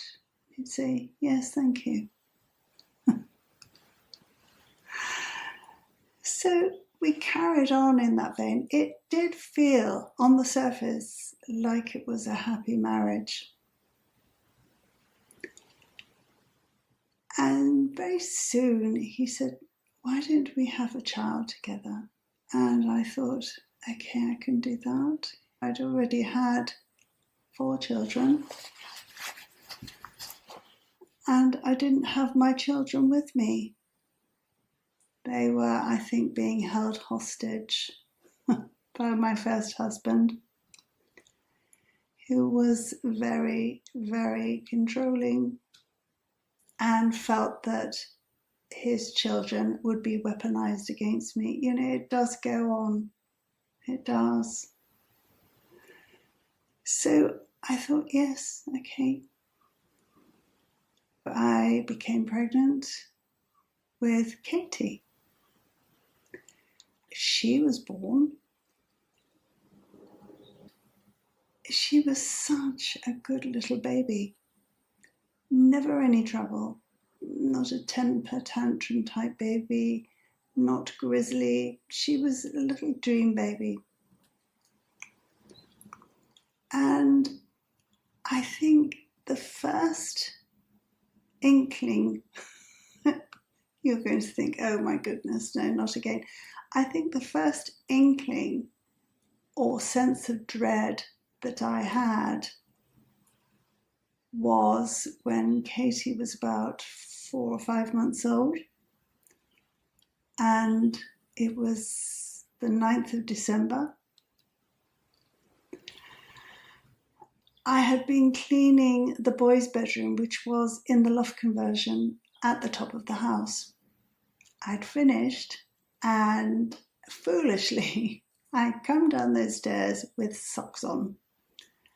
and I had slipped on the staircase and bumped all the way down on my bottom, breaking my coccyx. Now, if you've ever broken your coccyx, you will know just how painful that is. It is for such a small bone. It is hideously painful. It stops you from sitting down, for sure. It stops you from lying down with a pillow under your head, because that in fact does put pressure on that area. And it does that for about 6 weeks. So having fallen down the stairs, I shuffled, and I forgot to tell you, I held on to the vacuum cleaner for grim death. I didn't want it to break, so there was nothing wrong with the vacuum cleaner. I got up from the stairs and I shuffled my way to our bedroom and lay on my front, face down, with my legs hanging off the bed. I was there for an hour, and at some point I needed to use the bathroom. Now, each time I tried to move myself off the bed, the pain was excruciating, and I thought, I need some help. So I called out to him, and he came upstairs and he asked me what was going on. He berated me for deliberately falling down the stairs. I hadn't.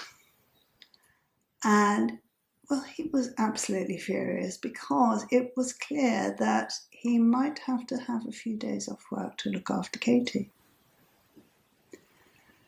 He was still telling me off as he helped me shuffle to the bathroom. And at the point where I went to sit down, the pain of it caused me to black out, and I passed out on the floor. The next thing I remember is him calling my name, clearly panicked, and telling me to get up, and lifting me. I managed to go to the loo. I shuffled my way back again, and he went back downstairs, and he arranged to have a few days off work to look after our baby, because it was clear I couldn't do anything. He was not a happy bunny, shall we say. So that was one thing. I don't really know exactly at what point I started to notice things weren't right. It was probably at the point after I'd fallen down the stairs, but things carried on, and I put it to the back of my mind. I did notice that he would often come back from the office in the evening. He would get back at about 7:30, sometimes 8. He would leave early in the morning. He worked in the centre of London. He had a very powerful job. I would greet him at the door, and he'd stand there, briefcase in hand, not putting the thing down. I would greet him at the door with a hug and a kiss, and I'd take the briefcase from him, put it on the floor. And at times I used to think, gosh, you've turned into a Stepford wife. But I didn't mind. I thought that's what he wanted. So I did. Aside of leaving all these little notes, and I just wanted him to feel loved and cherished. But if you need to feel loved and cherished, and you are non-verbally telling somebody, this is how I want to be treated. I think women do this. We treat men how we, initially anyway, how we want to be treated. All the little notes and all the little surprises. But some men are just tone deaf. They don't listen and they don't hear and they don't see. So if you actually need something, you should say. Verbalize it. Say it. This is what I need. Instead of doing it all and hoping they read between the lines. So this carried on. Sometimes he would come home from work and he, for some reason, wouldn't want to talk to me. I kiss him and then he in England we have a saying, he sent you to Coventry, which means he didn't talk to you. And he would send me to Coventry. He wouldn't talk to me all weekend, from that Friday, all through the Saturday. One day, during the summer months, I can remember my father and stepmother were coming for Sunday lunch. And the atmosphere in the house was horrendous. He hadn't talked to me all weekend, not even when we went to bed, nothing. And I was at a loss. I wasn't going to ask him because, I knew I hadn't done anything. I was doing exactly the same thing as I did every other day. So my parents arrived and my father said, have you two had a row? And I said, no, I don't know what's the matter with him. But no, we haven't had a row. In fact, he's said nothing to me since Friday. So, no. We had lunch, my parents left early. And then, for some reason, he got a call from somebody in the office on a Sunday. And he'd gone out into the garden, he was faffing around out there doing something. And I said, there's a phone call for you. He came in, he picks up the phone, and he does this. Hi, yes, oh yeah, oh, blah, blah, blah. Oh, and I wasn't in the same room, but I could hear him. And I thought, what on earth is going on? Why has he sent me to Coventry? Now, I've explained in the other videos, I was conflict averse. I would do everything not to rock the boat. So I didn't say anything. I mean, me now, I would have said, what's going on? I would have called him out on the Friday, never mind on the Sunday. But I didn't then. I didn't have the confidence. I was too mousy. I was just too fearful, really. So that was one time, and that repeated often, actually. Various moods for no reason. Another time, and this was a horrible time, we'd gone to bed, we were both tired. I put my hand on his chest, just, as a, I'm here, I love you, sleep well. And he grabbed hold of my hand so roughly and tightly and shoved it and twisted it away from him. And I was shocked and it was painful. I thought at one point he'd broken my wrist. And I thought, what on earth is wrong What have I done?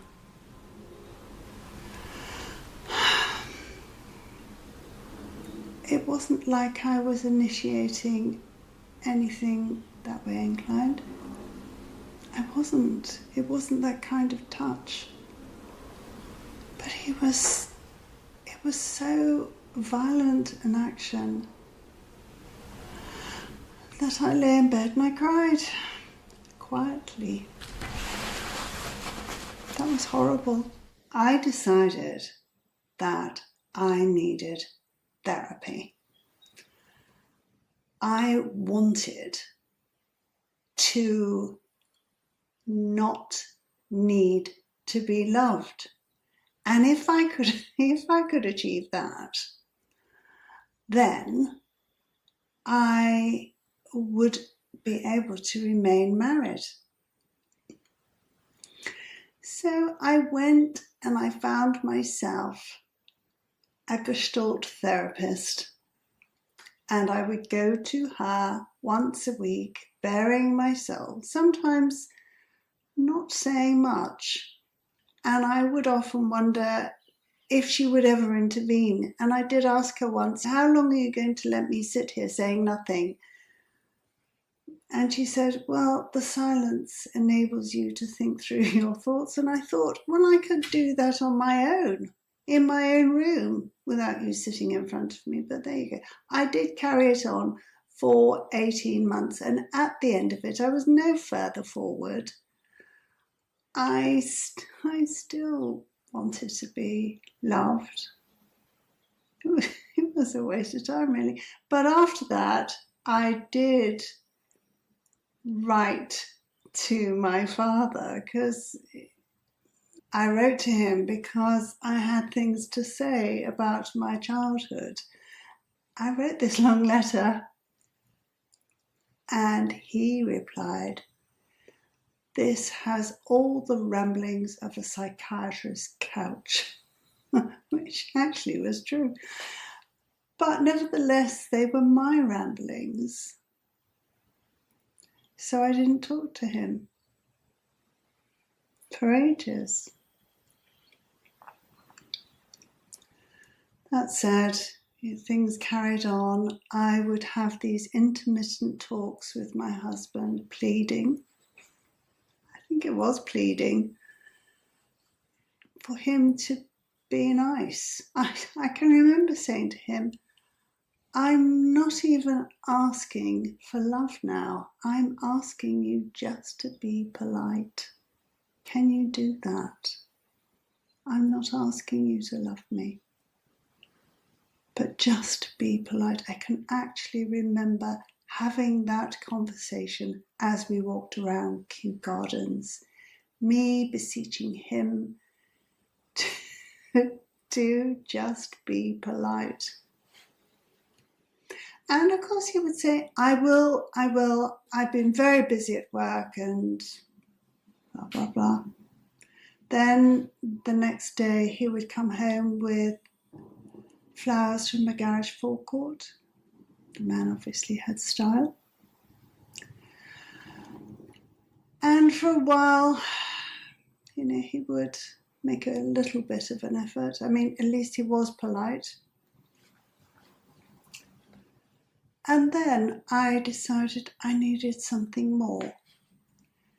And I had started working as a volunteer at a hospice nearby.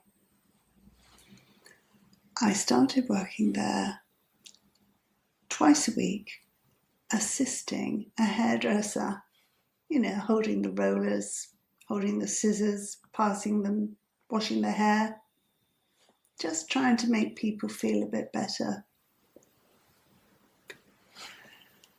And then one day somebody said to me, can you cut my toenails? Because they're ever so long and the nurses aren't allowed to do them. So I said, yes, of course.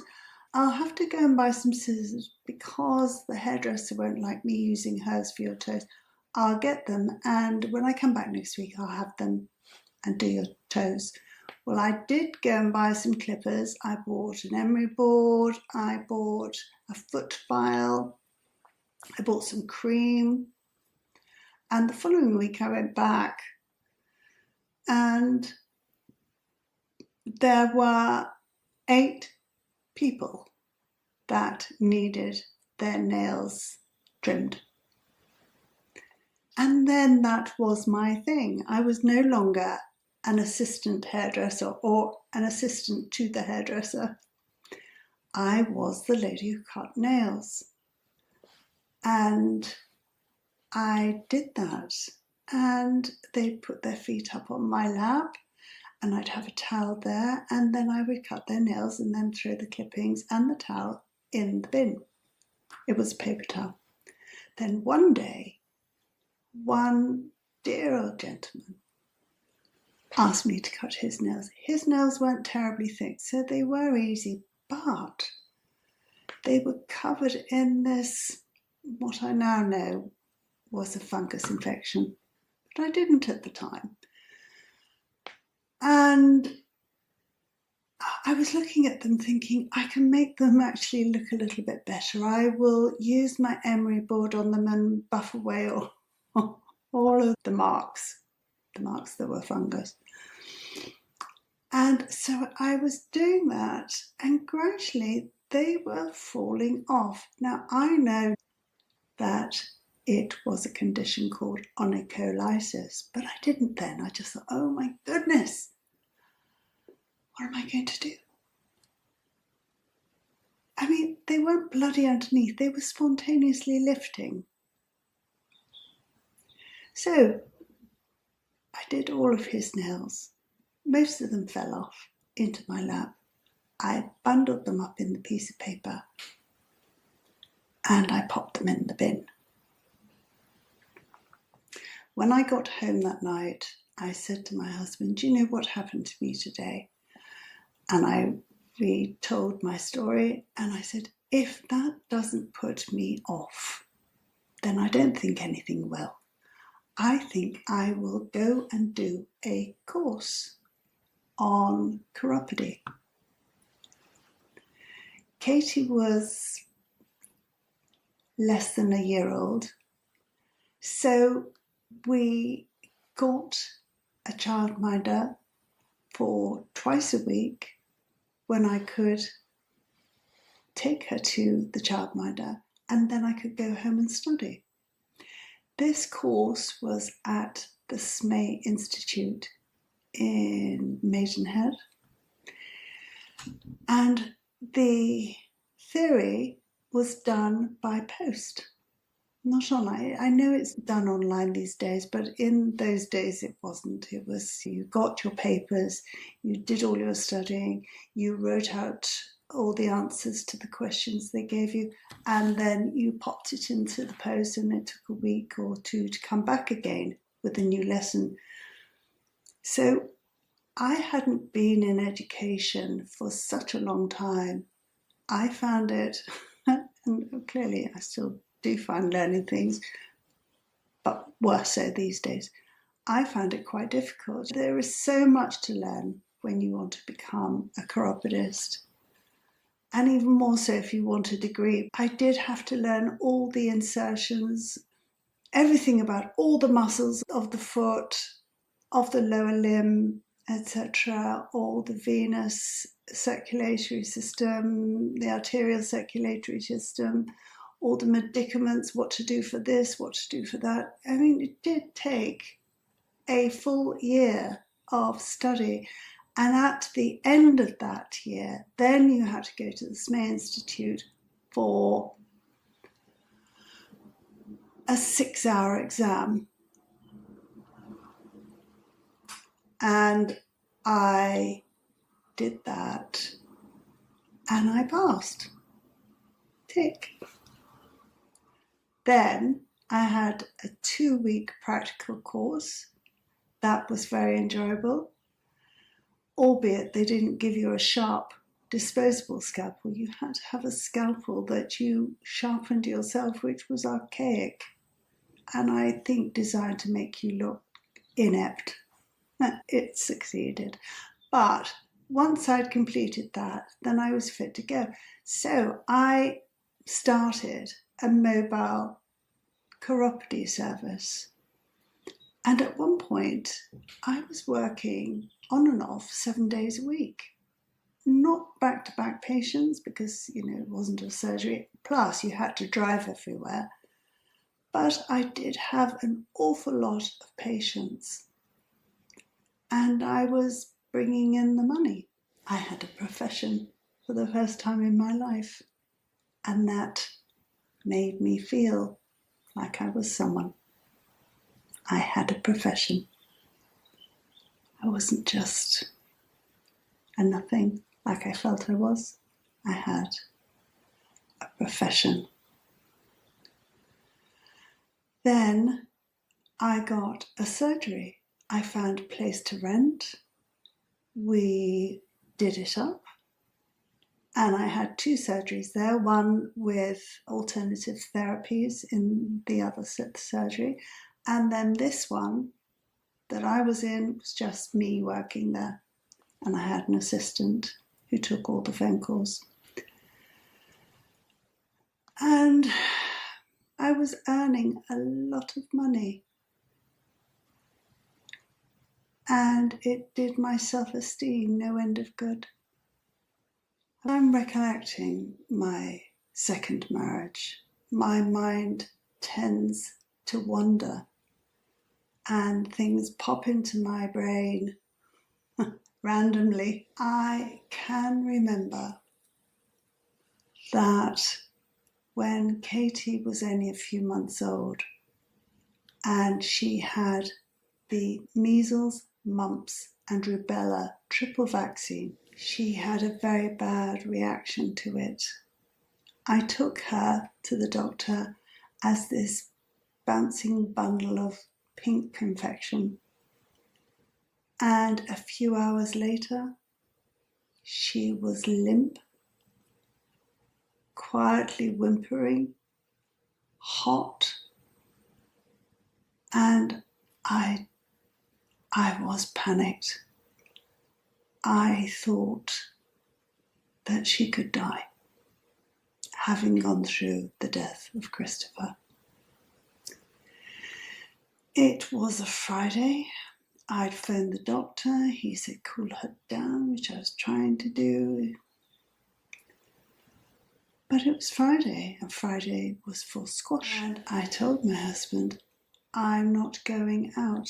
I don't want to go out. Katie is unwell. And he couldn't understand it. When I insisted that I wasn't going to go out, I couldn't leave her. He said, and this is verbatim, well, if she dies, she dies. She's had a nice life. You can't do any more than that. Now, this was his own daughter, this gorgeous little creature, and he dismissed her like that. I think at that point, I realized that this man was something else. In fact, in the dying throes of our marriage, when my husband decided that I needed sorting out by a marriage counsellor, so we got a male one, to have that male bonding, I suspect, I mentioned him saying that about our daughter. And the reaction from the therapist was, ah! And my husband sat there and justified what he had said. Well, it's true. If she died, she died. There would be nothing I could do about it. Now, I have just recently told Katie about this, just in case I mentioned it in this video, because I wouldn't say anything on these videos that my children didn't know already. I wouldn't want them to find out. about their father's behaviour. When I did tell Katie what her dad had said, she burst out laughing. And I said, that wasn't the reaction that I thought you would have. And she said, well, no, I don't expect anything more of him. And I suppose she shouldn't, because he has not been in touch with her since university, and now she's 35. He doesn't know he's got grandchildren. He doesn't know that she's got severe health issues. He has essentially abandoned her. So it's, I suppose, not surprising she would expect nothing less of him. But that's what he said. We had embarked on marriage guidance counselling, and that was going nowhere. It was actually too little, way too late. I had been begging him for signs of affection, then, well, actually love first, then affection, and then just be polite, over a number of years. And having gone through the therapy and been unsuccessful in being able to stay and not need anything from your husband, it didn't work. I was just treading water, I didn't know what to do, where to go, what to do. I was in a terrible pickle. I had my business at our home. I was earning a lot of money from that. And, we were living together, but we might as well have been complete strangers. Complete strangers. I had stopped doing all the notes. They never worked. I had stopped all that Stepford wife stuff. That didn't work either. I'd given up, I suppose. I'd thrown in the towel and was just treading water, going through the process of a day, looking after the children, cleaning the house, working. Then one day, somebody I went out with briefly when I was single came to my surgery. And this I do regret. I made an error of judgment.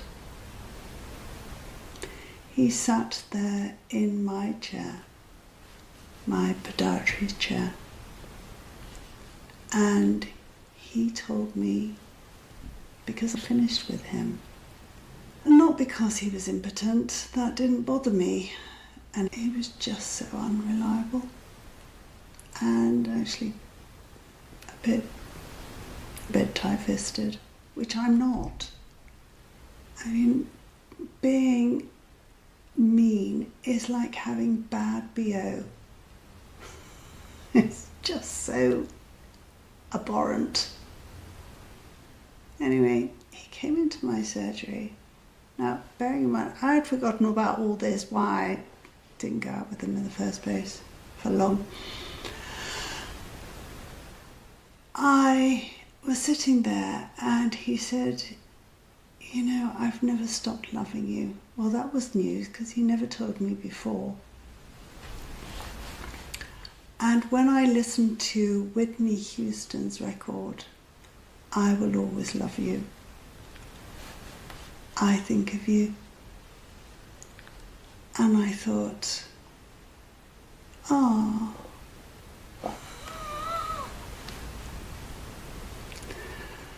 oh, how easily I was swayed. I was stupid. And this went on for weeks, he coming to my surgery. I think he had a verruca or something, which necessitated him coming on a weekly basis for treatment. And eventually he asked me out. Now, given that I was still married, I should have said no, thank you, but no thank you. But I didn't. And we met up for a drink and it was exciting. There wasn't anything naughty involved because, you know, didn't have the capabilities. But it was still cheating. You know, I was still meeting somebody else.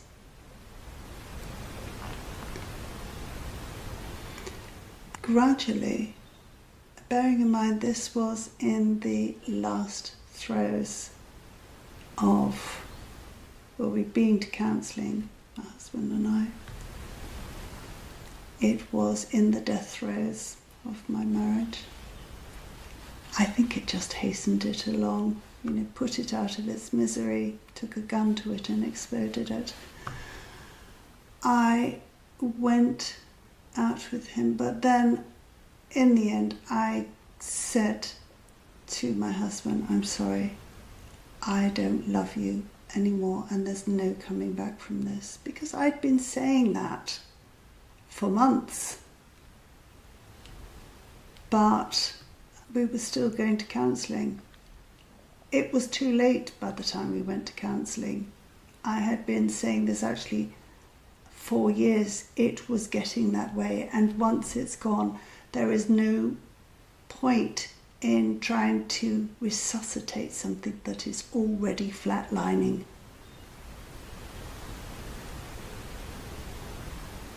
But nevertheless, I should not have met this person. And I do regret that. It makes me feel bad. We got divorced.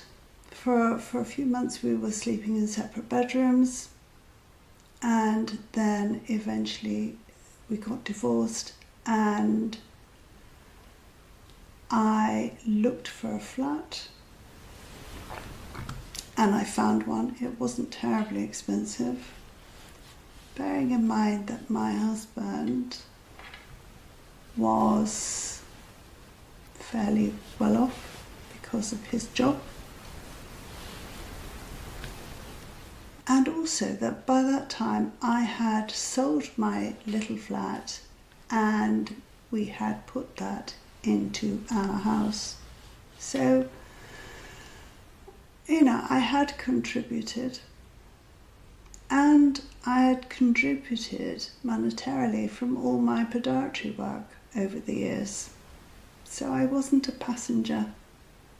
Plus all the work I'd done, I always felt that I needed to have value, and the only way I could add value was by doing lots of stuff that he would have had to have paid somebody for to earn my way. Except I didn't get the love. Now, I suppose you can't have it all, but actually that was important to me.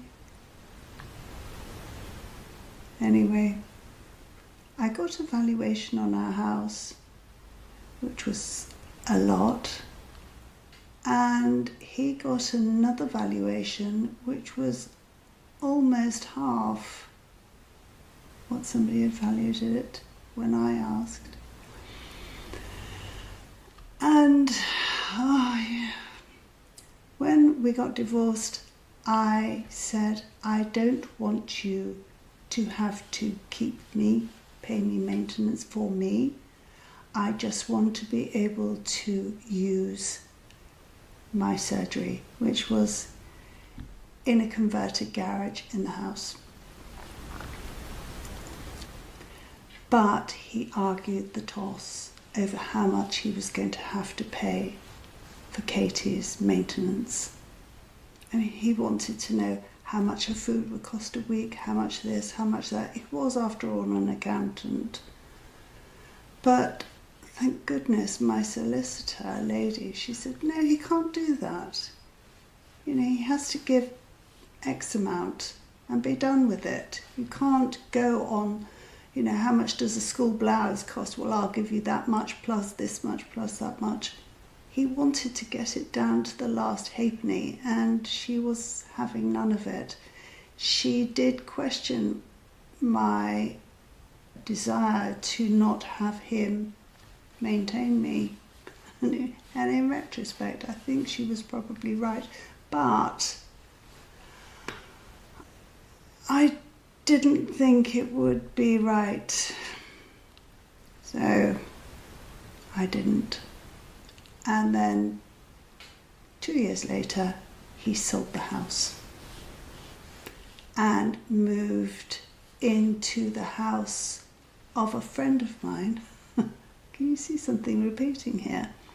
That he had been seeing shortly after I moved out. She swooped in, and yeah, it's almost like history repeating itself, but in a different way. So I did get my flat. I loved it there. I was still seeing this person. It was almost a platonic, well, it was a platonic relationship because of obvious reasons. But that's another story. In my last video in this series, I had left you at the point where I had moved into my little flat and I was still seeing the person that I had met while treating for a verruca. If you want to hear what happened next, stick around. Now, I did carry on seeing this person for a little while, but it very soon became apparent that the reason I stopped seeing him the first time, it was still as relevant then as it had been in the past. He was extremely parsimonious, so mean, and I don't have a mean bone in my body. I really do love to give. And when I come across people who are so terribly tight-fisted, I find it a bit like BO. I just can't stand it. And in the end, I thought, for once, no, I'm not going to carry this on. So I stopped going out with him. And then for a while, I had a period of not going out with anybody. And I just carried on working and looking after my daughter. And life was good until I met somebody else. Now, during this time, I was going to work in my ex-husband's house in my surgery. The new girlfriend had moved in. She didn't want my husband's daughter to go in the house and wait for me to finish work. I mean, this is her father's house. But she didn't want that. She decided that my daughter would have to sit in our waiting room and just wait all day for me because I didn't have childminding during the holidays. She wasn't allowed in her father's house. I went to see a solicitor. He was extremely tall. He said that he would sort it out for me. As it happens, he didn't. He didn't sort it out for me at all. He started contacting me regularly. What is called these days love bombing. It wasn't a thing then, honestly, it really wasn't. There are so many new terms that I have had to come to grips with, like narcissist, love bombing, coercive control. All of that wasn't a thing then. It just wasn't. In the 90s, it wasn't a thing. Nobody had social media, particularly. Maybe they had Facebook, but all the rest of it, where you find these things out, weren't a thing. If you've ever been love bombed, I can tell you that it is very seductive. You put your own brain on hold and you start to believe what is in front of your eyes. I wouldn't now, because I'm far more skeptical now. And in truth, I have changed completely from those days. But then, yes, I was susceptible. I fell for it. He loved bombed me, and he said all of the right things, and I fell for it hook, line, and sinker. We started going out together. He would spend a lot of time on the telephone to me in the evening. After a few months, he told me that he had a financial problem, that the legal aid board were late in sending him his funds that he had. He really needed bailing out. It was a lot of money, and he said that he would very quickly pay me back. So I thought, here it is, I thought because he was a solicitor, he was trustworthy. That's very, very wrong. So I did lend it to him, and actually he did come through. He paid it back in a very timely fashion, and that was okay. Unfortunately, that behaviour carried on. He would ask me if I could loan him some money, a few thousand here, a few thousand there. I would loan him it, and he said, I will pay you back. A couple of times he did, and I got it back. However, when I loaned him money again, by that time I had moved out of my flat and I had purchased a dormer bungalow, and I was having work done to it. He kept coming back for more, and he'd moved in with me by that time. He'd moved in with me, and I was repeatedly lending him money because he said, if you don't, then all the people in my office will lose their jobs, and you wouldn't want that on your conscience, would you? It will be your fault. If I were then the person that I am now, I wouldn't have loaned him the money in the first place. But I did, and I have to take responsibility for that. He didn't hold a gun to my head. I was foolish. I wasn't even thinking it through.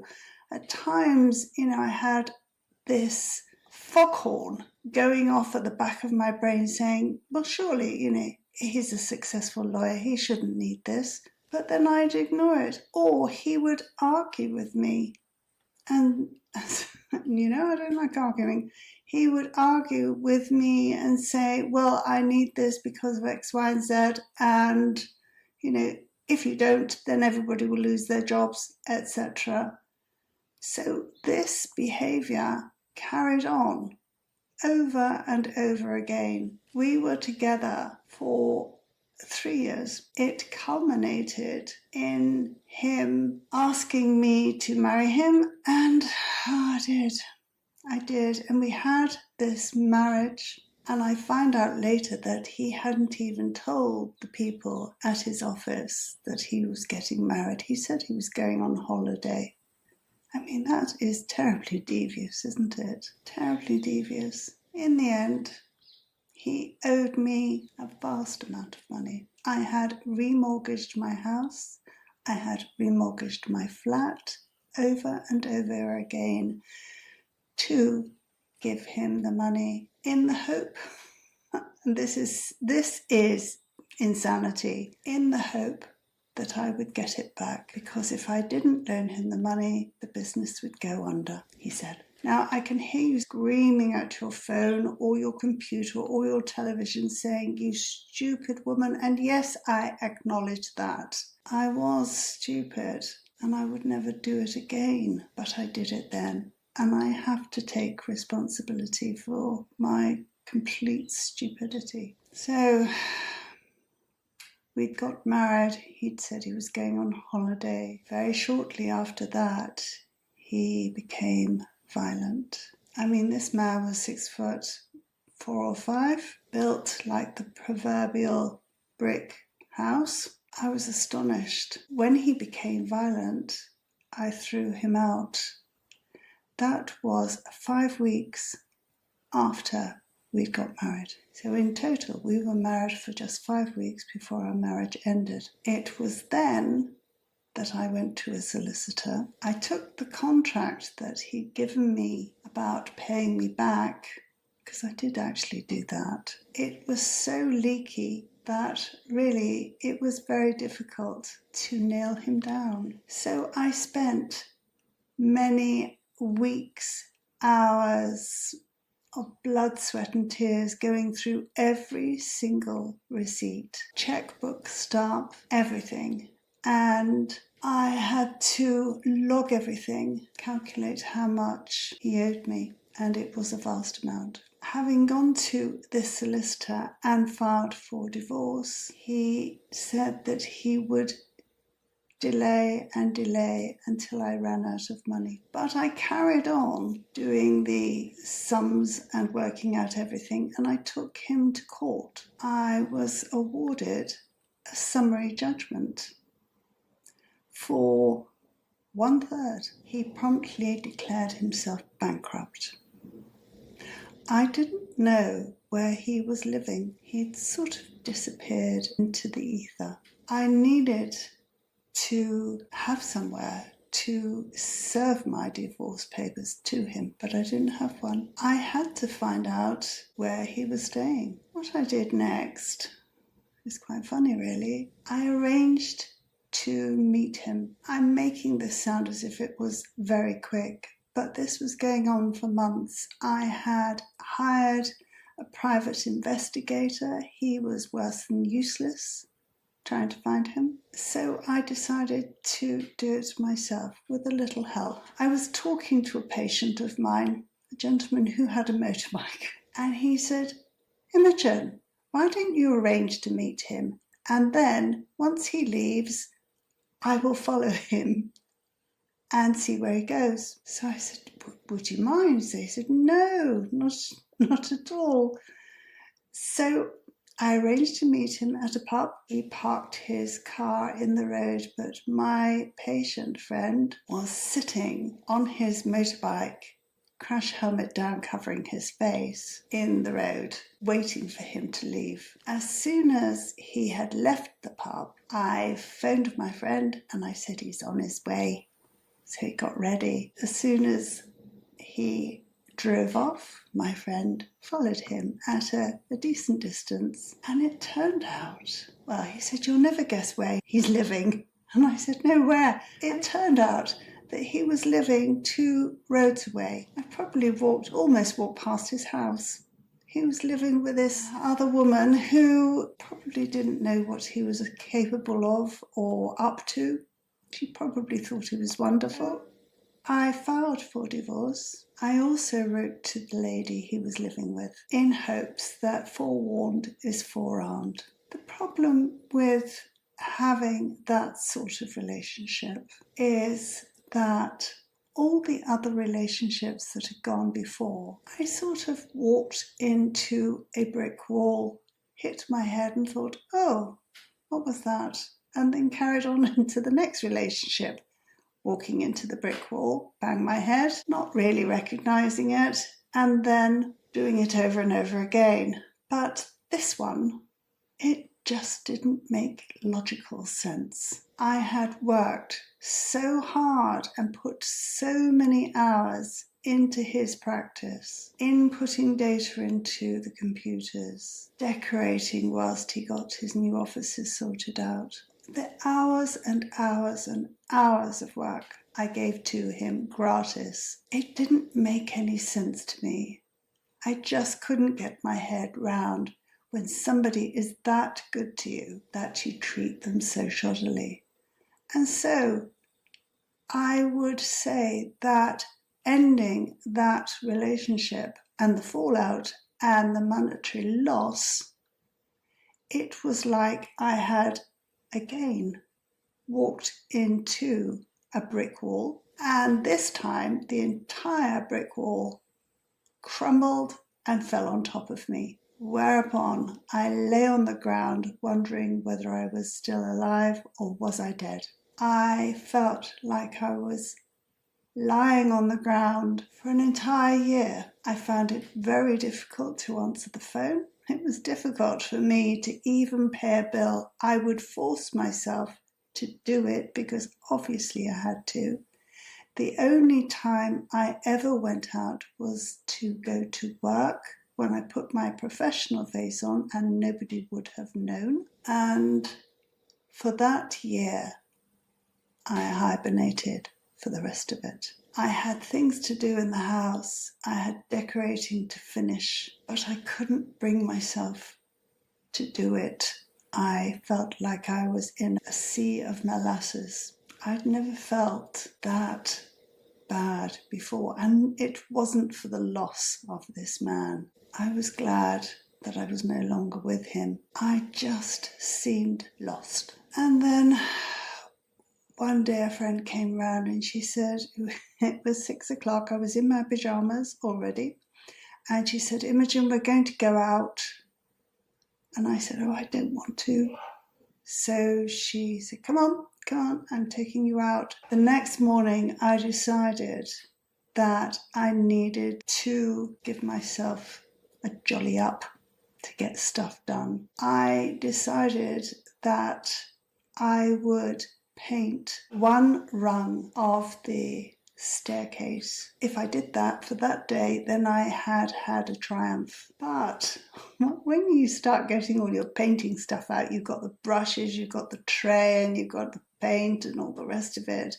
Once you've done that, you might as well do another one and then another one until you get fed up. And it was by doing that I got the staircase done. And over the next couple of months, I worked through all of my bits and bobs until I got it all done. It was a method of coping, I suppose, but I still felt a dreadful dread that I might meet him in the high street. It was a physical feeling, and I did see him a couple of times and I hid. It felt like he had punched me in my chest. Eventually, as you do, I got divorced. Thankfully, even that wasn't without its problems. He had put a hold on the funds of my house. He had not paid anything. I had kept him all that time. He always had an excuse. He had never contributed. But he had put a hold on my funds, and it took another meeting with my solicitor to actually get that taken off. This man had no bounds to which he wouldn't stoop to. So I was very, very pleased to be divorced. I stayed single for a while then. Unsurprisingly, I still kept all the paperwork from my court case about the money, even though I had gathered evidence whilst I was paying the private investigator. He loaned me a tape recorder to record my phone calls with my husband, which I did. He was telling me his various scams and how he was earning money. He actually said, solicitors make the best crooks. I mean, what a thing to say. I had that all on tape. Well, yes, I had it all on tape. And then another patient of mine took the tapes for me and put them onto CD. And then I transcribed hours of recordings and I sent them to the person in charge of his bankruptcy. He said he'd been joking and he got away with it. I mean, talk about Teflon. He got away with it. They did nothing with all the evidence that I had gathered, and he got away with that too. And of course, with bankruptcies in England, after a few years, it's all wiped off your slate. You can start again, as if you've never owed anybody thousands and thousands of pounds. And yet, I never became bitter, and I think that saved my sanity. I have never felt bitter about any of it, any parts of my life. I have deliberately chosen to find some benefit in what I've learned, and by doing that, I managed to switch the paradigm I found myself in. I think by learning all these lessons, it has made me into not only an empathetic person, but a far more aware person. Unfortunately, those courses did cost me a dreadful amount of money. You have to find a way of coping with these things, and that is mine. That's what I do. That's why I can remain calm. I know you're thinking, what a fool, but, that's how I cope, and it works for me. The next relationship I actually met on a dating website, and he was another solicitor, but that's another story. Hello everyone. If you've been listening to or watching my videos about my life, then this is the next episode in a long line of, what can I call them? Ill-judged relationships that I should have got out probably in the very first week or so. Maybe not, but you know how it goes. You meet somebody, they are nice to you, you think, oh, that's amazing. And for a while, you take all that they're saying as the truth until it's not. For the first 3 years following my disastrous marriage to the man that I loaned all the money to and never got paid a penny back, I was busy. The first year afterwards, I wasn't so much busy, but I was trying to cope with depression. What I think was depression. I just couldn't move. It was like being in a bowl of molasses and unable to put one foot in front of the other.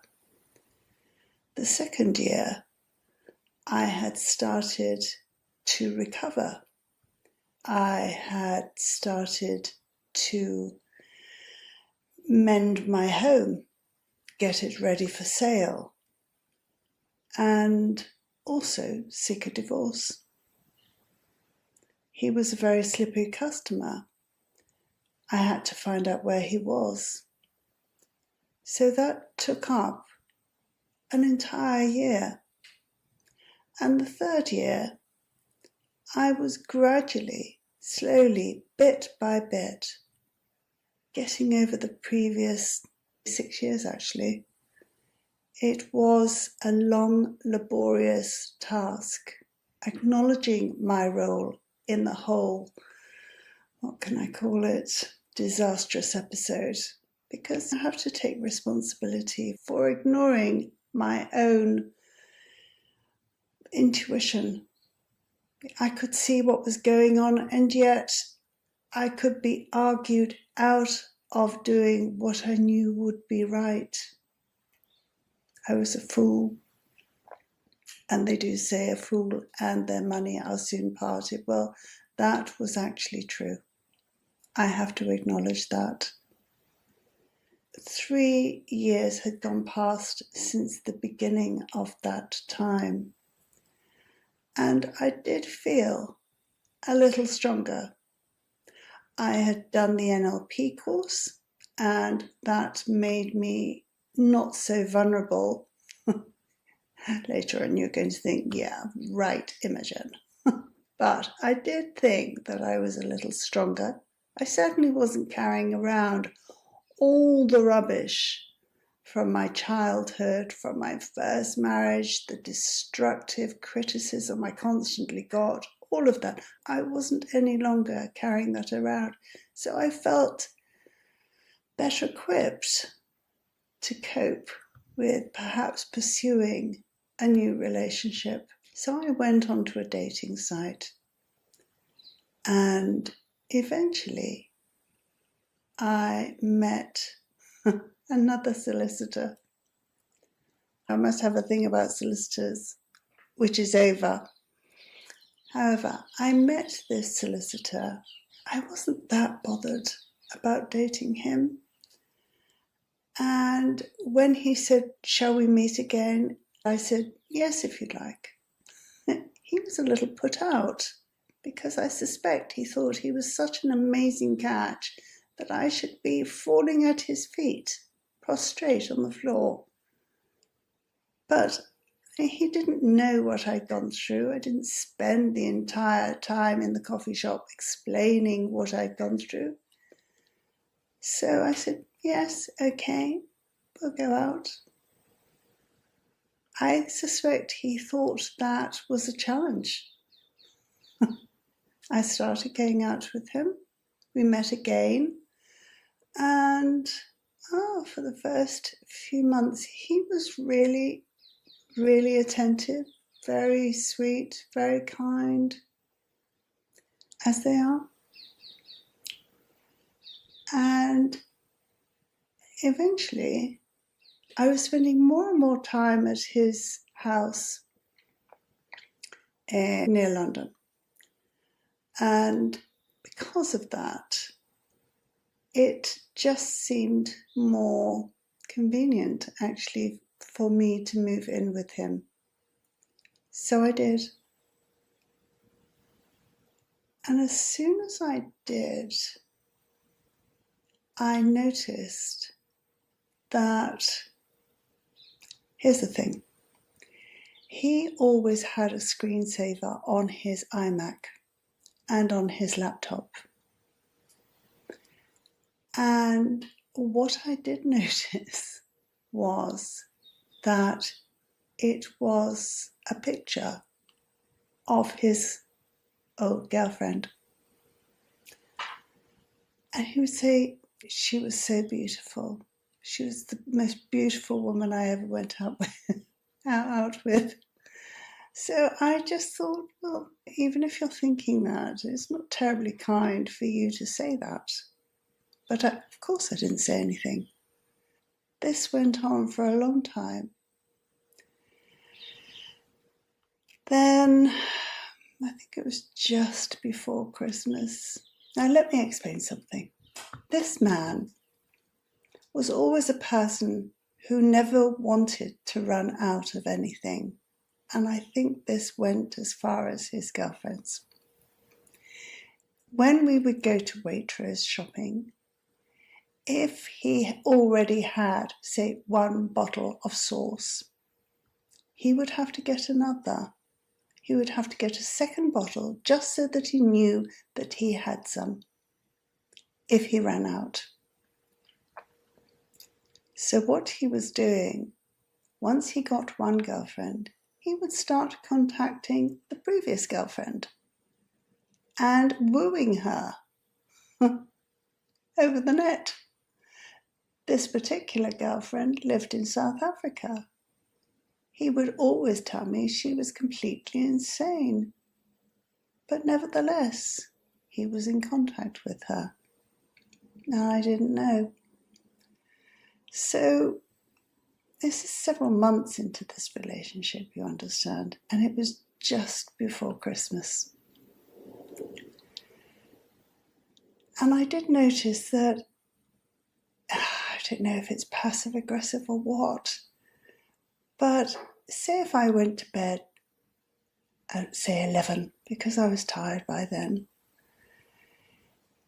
when he decided that he wanted to come to bed, he would put on the light. And obviously that would wake me up. But who does that if they care about somebody?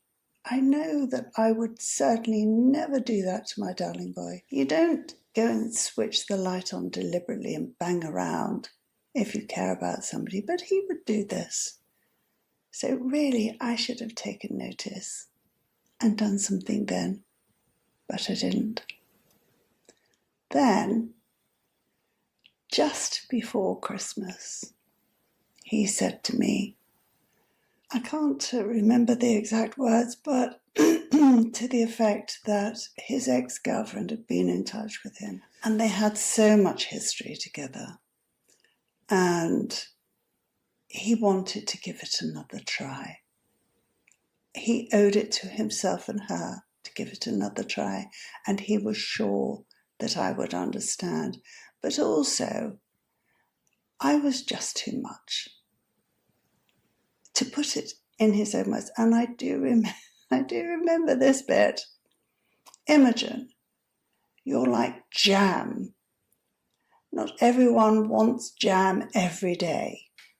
Sometimes you just want bread and dripping. Now in England, dripping is the fat and the jelly that you get at the bottom of a roasting pan that you put into the fridge and jelly forms, and that is the beef dripping from a joint of beef. Well, he didn't want jam. He wanted bread and that sort of dripping on his bread. So clearly, I was out. However, he did give me his Bose sound dock. It wasn't even new. He gave me that for Christmas. And I must admit, I was a little bit put out.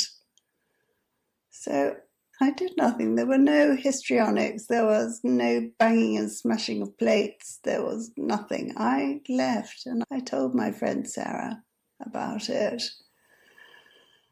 And that was that. So this lady came over from South Africa for the Christmas period. He took her away. He took her to Paris. Actually, he'd taken me to Paris. But he'd taken her to Paris, to exactly the same hotel, to exactly the same restaurants. He was obviously using me as a tryout, I think. I suspect he didn't say to her in the lift, "You look like you've got a beard growing all over your face." Well, I'm blonde. I was certainly very menopausal at that time. And I had this fine downy hair on my face. I mean, you couldn't see it unless you were actually in the correct light. And then you could see this fine down on my face. Well, he chose to tell me that in the lift of the hotel in Paris, which was kind of cruel, I think. I don't think I would have said that to him. He took her to Paris. He took her to the same restaurant. And then it came to the time when he was dropping her off at the airport. And I kid you not, he texted me from the departure lounge about him dropping this lady off, and he would love to see me. Now, you would think, wouldn't you, that I would say, not on your life. But I didn't. I didn't. I don't know why, but I didn't. But what I had done is read the book Stop Spoiling That Man. Now, that book is very good for all relationships, whether it's your children, whether it's your friends, whether it's a man trying to work out why his girlfriend or female friends are behaving in such a way. It's really human nature. And I had read that. So I went back to him with a better understanding of what his behaviour was showing me. When I went back, after a couple of weeks, he said, "Imogen, you've changed." Yes, I have. I can understand why you found me so over the top, so irritating. Frankly, I'm surprised you didn't do it before. You know, when somebody is constantly nice to you, well, obviously that gets irritating. So yes, I haven't changed a lot, but I have changed a little. And he said, "Well, I liked the old one." So I said, "Well, I'm really sorry, but there's no going back. I've changed. And, well, you'll just have to deal with it, I suppose." So he said, "Well, you're not even looking through my emails." Well, actually, I wasn't in the first place, but there you go. He said, "You don't do that." So I said, "Well, no, why would I? Because if you're going to cheat, you'll cheat anyway, even if I were looking through your emails, which I'm not. But if you were, you'd hide them, you'd do something, you'd delete them. So what's the point? You're going to do it anyway. So I might as well let you get on with it." We carried on for a little while. And he was the sort of person that if he wanted something and couldn't find it, he would walk around his house banging and crashing and swearing and shouting, and it was just abominable. But I'd read that book. I'd found that person in that book. And I thought, okay, I'm just going to walk out of the room and go up to the top floor. It was a townhouse, so there were 2 higher levels than the ground floor. So I go up to the top floor and keep myself busy. I wouldn't say anything. I wouldn't say, "Oh, for goodness sake, stop screaming." Before, I would have looked for the thing that he'd lost, that he'd misplaced. But I stopped. I didn't tell him why I was doing it. I just stopped. And I suppose, he was an intelligent chap. And after a very short time, he said, "Why didn't you help me?" And I said, "Well, I knew you'd find it." And he stopped. He stopped doing that once he realised that it wasn't going to get the reaction he wanted. So that was one thing. The other thing was that the poor soul lost his job. And his job was very high-powered in the city at a law firm. And I think it took away his sense of self. By this time, I had realised I'd made a mistake. Actually, before this time, I'd realised I'd made a mistake in going back to him. But when he lost his job, I thought, I can't leave now because that would be cruel. And I may be lots of things, but I'm not cruel. So I thought, I'll stay until he finds another job. And then his ego will be fulfilled, he'll be fine again, and I can leave and not feel like I've dumped him in the lurch. So I did.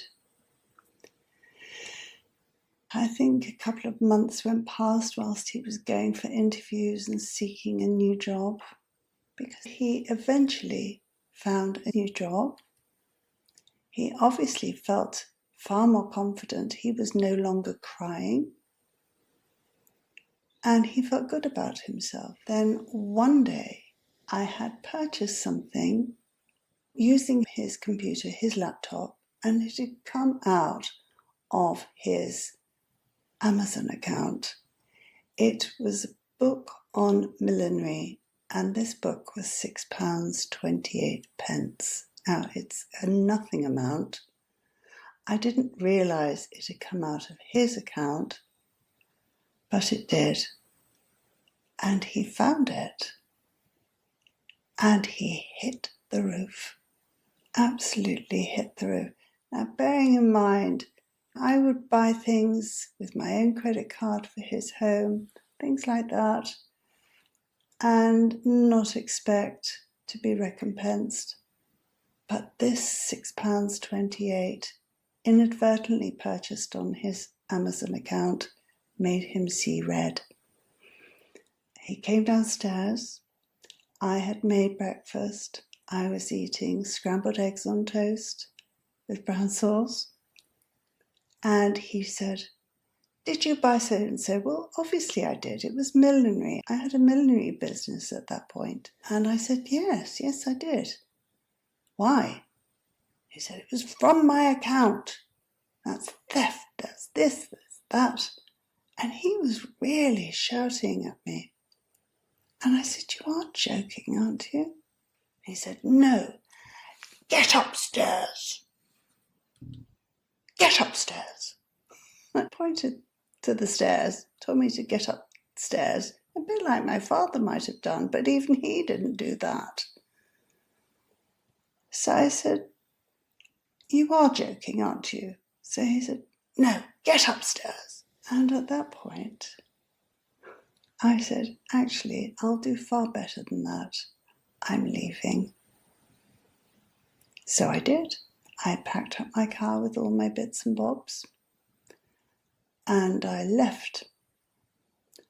I suspect he had one of his old girlfriends in the background that he wanted something from.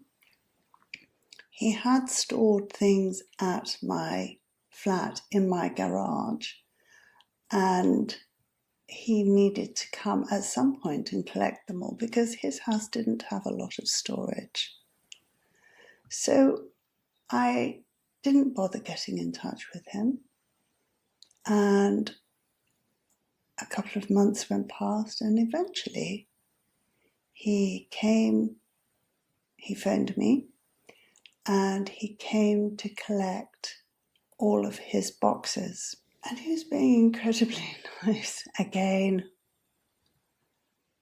But this time, I definitely wouldn't go back. Now, this man must have been back onto the dating site because it very soon transpired that he had met somebody else, and he put that he was leaving London and going to move elsewhere in a university town, and that he had met the most wonderful woman and they were getting married.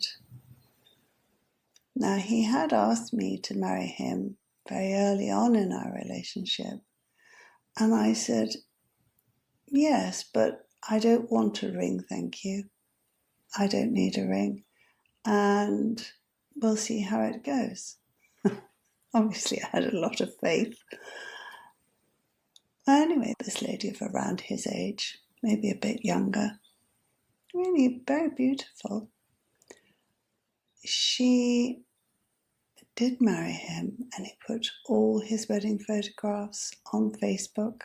I don't think that possibly they married and stayed married for very long, because his Mr. Nice Guy act would have run out by then. And when one of his dogs died, the one that I'd named, he emailed me And he said his dog had died. He thought that I would like to know because I'd named him. And he signed it Love, his name. And I thought, oh, and a kiss. And I thought, that is not his usual stance. He clearly wanted to resurrect something, and he was fishing. I was already married to my darling boy at that time. And I told him. And I said, clearly, I think his marriage is at an end. And he thinks that he can get back in my good books. So I replied, thank you. I am so pleased that you have your darling wife to support you in this very sad time. Because obviously he hadn't said that he was no longer with her. I was only surmising. And he did reply, but he didn't mention my reply to him. And I haven't heard from him since. I'm sure you are banging your head on the wall, saying, do you never learn? Do you never learn by other people's behaviour? But actually, in the end, I did. Following that relationship, I was on my own for about 2 years again. And that was good. It was really good. I was happy. What I did want to do was sell my flat and move to Dawlish in Devon, because I'd found another flat there. I suppose it was more than a flat. It did have an upstairs. It was a 3-storey house, and the upstairs flat had 2 stories, one of which, the top story, would have made a beautiful artist studio overlooking the sea, so close that your windows would have got wet from the pounding of the sea. And there was a railway line as well, and a little road. So I was looking forward to selling my flat and moving to Devon for a completely new life. I had accepted that I was more happy on my own. Life was good, and I was an introvert, so I didn't want to go out and meet people. I didn't want a wild social life. But the person I met next, well, that's another story. I had been on and off single for probably 10 years. And I had, during the summer, I had been going to and fro from Devon to where I lived in Weybridge in search of a flat to move into. And it had to have room for an artist studio, and it had to be within spitting distance, literally spitting distance of the sea, so that I could almost get my own windows wet from the sea spray. So I was not particularly looking for somebody to meet. However, I was on a dating site because my friend Sarah used to have soirees at her barn in Guildford. And you had to bring a +1, otherwise you couldn't go. So I had rejoined this dating site. It was encounters from the Times newspaper, just to find some man to take along to one of her soirees. It was a lovely lunchtime and they were very enjoyable, so you just needed that extra person. And hopefully they would meet somebody that they really liked. It didn't need to be me, so they just had to be reasonably nice and presentable. So with that in mind, I had been taking along these gentlemen that I had interviewed so that we could go to Sarah's soirees together. And then came the summer and I was going back and forward to Devon. And eventually I had found a flat, literally just a road's way away from the sea. A road and a railway line. It was on that coastline. And it would have been fabulous because it was so close. You could just watch the sea. It was just magnificent.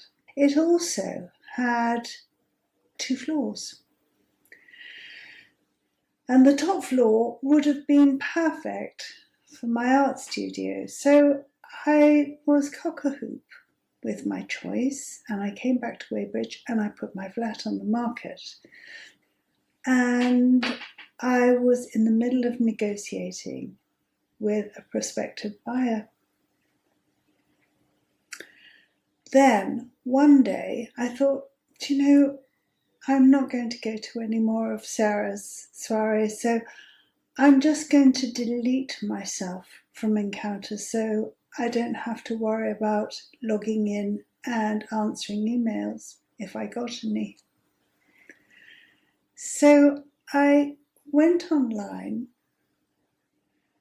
and with encounters, if you're online, then I do believe I remember correctly, but I think a little green light comes up and it shows anybody that has got you in their favourites.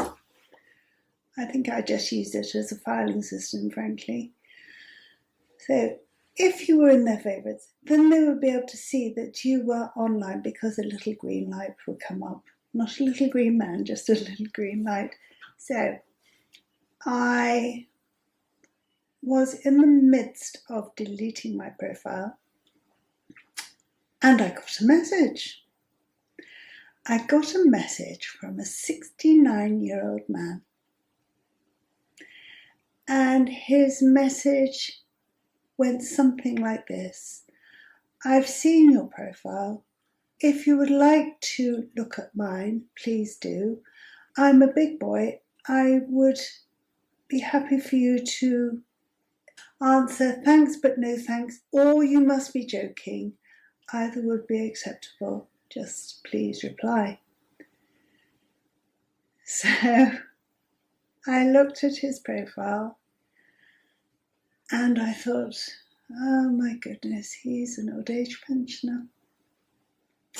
And I must admit, he didn't put up his most flattering photograph. He was wearing an anorak. He was wearing his old man glasses. His hair was all windswept and not particularly well cut. He needed a haircut. And he was on his friend's canal boat at the helm. And I thought, oh, what shall I do? I'm a firm believer in fate. So I thought, well, what if this is the one? You can't just go on your first impression. I think that's quite important. But I couldn't be bothered with all the toing and froing. And frankly, I didn't want to stay on that website. So I said, look, send me your mobile number and I will give you a call. I can't be doing with this constant messaging. I'll give you a call and see if we have anything in common, if there is any rapport. And blow me, he sent me his mobile number. And I suppose 5 minutes later, I rang him. Now let me explain. I do like messing around with accents. And I had done it once before with someone. And it was great fun. And I thought, if I do this and he's not bothered with me, then frankly, I'm not bothered. I was so done with the dating scene and so jaded with it all, and all the games that men can play when they are, I don't know, a lot of men go on these dating sites just to mess around, frankly. They're not looking for something sustainable. They just want what they want and nothing more. And, I just couldn't be doing with all that. And I thought, well, if he has no sense of humour, then I don't want to be with him anyway.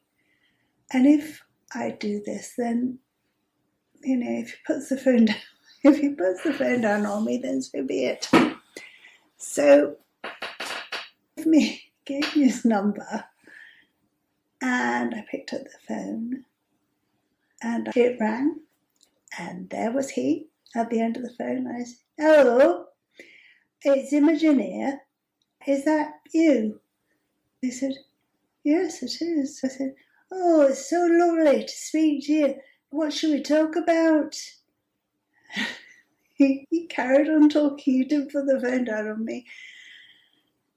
And I went on in that vein for, I think it was about 15 minutes. And we had a lovely conversation. He was so sweet. And then eventually I couldn't hold it in any longer. And I was mid-flow. And I said, "I'm terribly sorry." I said, "This is how I normally speak, but I just thought I'd have a laugh." And I think he took it in very good part. And he's equally as good. I mean, he is the master of mimicking people's accents. He is so good because he's a linguist. So he listens to the minutiae of their accent and then is able to replicate it. So watching the television and listening to somebody Australian, for example, he will just do it. Or South African or whatever. I mean, he is very good. He speaks fluent French and fluent Spanish. And he studied ancient Greek, but I've never heard him speak that. And he can speak Italian, despite him saying that he can't. Well, he can, because he can speak to an Italian waiter and they think he's a natural. So, I don't take his protestations of, I don't speak Italian, because any words that I give him, he will understand, even if I've looked them up on Google. So he did take it all in good part. And we laughed on that conversation for about 45 minutes. He was so good at banter. And for me, having somebody that gets me and the banter is up there with breathing. He might as well have been a multi-millionaire dripping in diamonds, because the banter was that good. And that was what was important. I didn't know about his gargantuan brain at that point. So anyway, we decided that we would meet up the very next day, and I suggested a local Thai restaurant, to which he replied, "Oh, I'm sorry, Imogen. I don't do spicy food at all. I don't like garlic. I don't like this. I don't like that. I don't like the other. But I don't mind English." So I chose traditional English restaurant. And I think that was Saturday that we met up. And it was in the evening. And it was at 7:30. And I arrived on time because I can't abide lateness. And bless him, he was already there sitting at the table. And I wore, bearing in mind I was only 53 at that point, I wore a grey shift dress, a knitted shift dress, just above my knee, with some very dark opaque tights. And when I walked into the room, his face lit up like a Belisha beacon. And I thought to myself, thank God he's not disappointed. That's what I thought. I can remember thinking that, thank God he is not disappointed. Because it's awful when you, despite your photographs being accurate on the website, I mean, there's no point in putting something that you had done 20 years ago and then you turn up 53 years old and looking just how you look. Even if you haven't aged that much, it's still a disappointment. So my photographs were accurate, but nonetheless, when you turn up and somebody looks at you and you can see that they're thinking, and then you've got a whole meal to sit through. Now, normally, I would only ever meet for a coffee, because a coffee is about 20 minutes and you can bugger off. And it is just so much easier meeting in the coffee shop, because it gets over that, oh, how long am I going to have to be here thing. But we had such a fabulous time on the telephone that I thought that it was going to be a good evening. If nothing else, it was going to be a fun evening. And I forgot to say that when I replied to his email to me, his message online, I used his own words and I said, thanks, but no thanks. And then scrolled down, you must be joking. And then scrolled down a bit and I said, I'm only joking. Yes, why don't you give me your number? I'll call you, see if we have anything in common. Apparently that made him think that I had a sense of humour. Little did he know that I would put on this accent when I picked up the phone to him. But he behaved impeccably, which was nice. Anyway, my husband is the world's greatest chatterer. He can talk the hind legs off a donkey. And I am by nature an introvert and quite quiet despite this video. I'm quite shy. I don't like meeting new people, which is why I went online in the first place to meet somebody, because I don't go out. I don't like going out. I don't feel safe going out in the evening, and I just, I wouldn't go out. I wouldn't go out to a disco or, an evening, a nightclub or whatever to meet somebody new. That's just not me. The online forum was very good for me in some ways, although it was just as fraught with dodgy men as going out, except you didn't have to go out, which for me is a good thing. So anyway, we had the loveliest evening. He was very good company. He talked my ears off. I really enjoyed it. And he was wearing a sort of very old-fashioned tweed jacket, which he kept on all evening, despite it was quite warm. And he had his shirt on and a tie.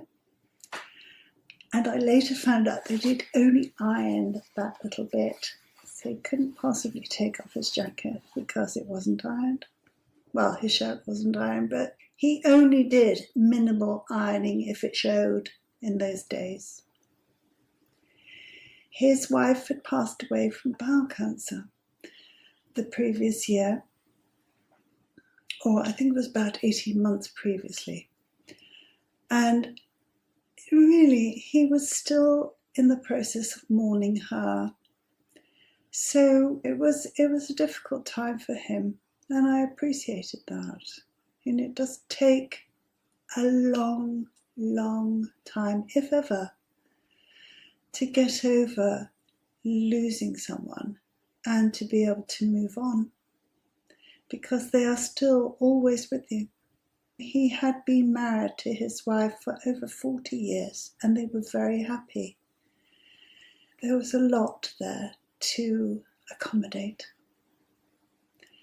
So our date finished and it did go very, very quickly, despite we were almost the last people to leave the restaurant. And we had pudding. At the end of the date, he walked me to my car and he bent down. He tells me for a kiss on the cheek, and I gave him my hand to shake. Because it was an interview. It was an interview, and I never kissed somebody on the first time of meeting them. So I shook his hand, and we arranged to meet the following day. And we went on a date to, I think it was Wisley Gardens. And that was lovely. We went and we had tea and cake in their cafe. And we had a lovely walk around the gardens. And we chatted and it was just lovely. And then that following week, he was already booked up to go on his friend's narrowboat for a week. So I wouldn't see him for a week. And I thought it would be rude of me to be texting him whilst he was on holiday. It would be intrusive. And so I didn't do that. But according to his friend, he was constantly checking his phone to see if I had texted him. He would do this several times a day, which I thought was terribly sweet. And had I have known, of course I would have texted him. But I didn't feel that I had the right to intrude. So he carried on looking and I didn't text. And then the week later, we met up again. And thereafter, we would meet every day. And he never was short of something to say. That's what comes with being with a chatty person, which suits me fine. And he was so interesting. He is so clever. He can talk on so many subjects and does at length. He's a former pilot and he's got a lot of tales to tell of travels all over the world. And being that much older than me, because he's 69, I was 53. So he's 16 years older than me. But he was so sweet and kind. And the first real adult man, that I had been out with all of my life. You meet some men and they, despite their age and their CV and so on and so forth, really, they are overgrown toddlers. They have behaviours that verge on sort of throwing themselves on the supermarket floor and scream until they're sick, until you get around to doing something that they want you to do for them. He wasn't at all like that. He was an adult man. He had had a wonderful, wonderful marriage to a lovely lady, and they had grown together from, teenage years. He knew her when they were both little. So they had always been sweethearts. And I think she made him into the man that he was when I met him. And I'm eternally grateful for that, because he was a lovely man. And there was no side to him, which was like a breath of fresh air, frankly. It was lovely. One evening he said, I drive down Seven Hills Road from Guildford every evening, and I am so looking forward to seeing you. I can't believe it. Now, that's what I meant about online dating. If somebody in the beginning of your relationship isn't excited to be driving toward you, then frankly, they're just not that into you. And nobody had ever said that to me before. It was so affirming, so lovely, that who could not possibly want to be with somebody like that? There was no artifice with him. If he thought something, he said it. He is completely honest, even to the point of saying, if I've said to him, does this suit me? He says, well, you look a bit chubby in it. And you don't say it, but he does. You don't say that to a woman, but he does, Well, he doesn't now, because I've educated him into different ways of saying, yes, you look nice, dear. We laugh every single day. When we sit and watch television, we hold hands every evening. Every evening. Come what may, we'll be holding hands. And he is the reason I get up in the morning. He's the first thing I think about in the morning and the last thing at night. He is a night owl. I am an early bird. So he tends to sleep in the morning, and every day I get up early. I make him a cup of tea. I bring it up to him. He'll drink it. Later on, I'll bring him up another one. And if he still doesn't get out of bed by then I will say, look, I'm putting my foot down. I'm going to make you another cup of tea, and then you're getting up, right? He says, okay. And if I offer to do something for him, he says, yes, if you don't mind. That's just so wonderful. He never expects anything, and yet I want to give him so much. And it's taken me 53 years to be found, because I didn't find him, he found me. It has taken 53 years for me to be found by a real person, a real man like that. So despite all the kissing of frogs and fish, eventually, without looking and without searching, at the very, very last nanosecond before I deleted myself, he found me. He tells me that he had had me in his favourites for about a month, and he kept on looking, and because I was 16 years younger than him,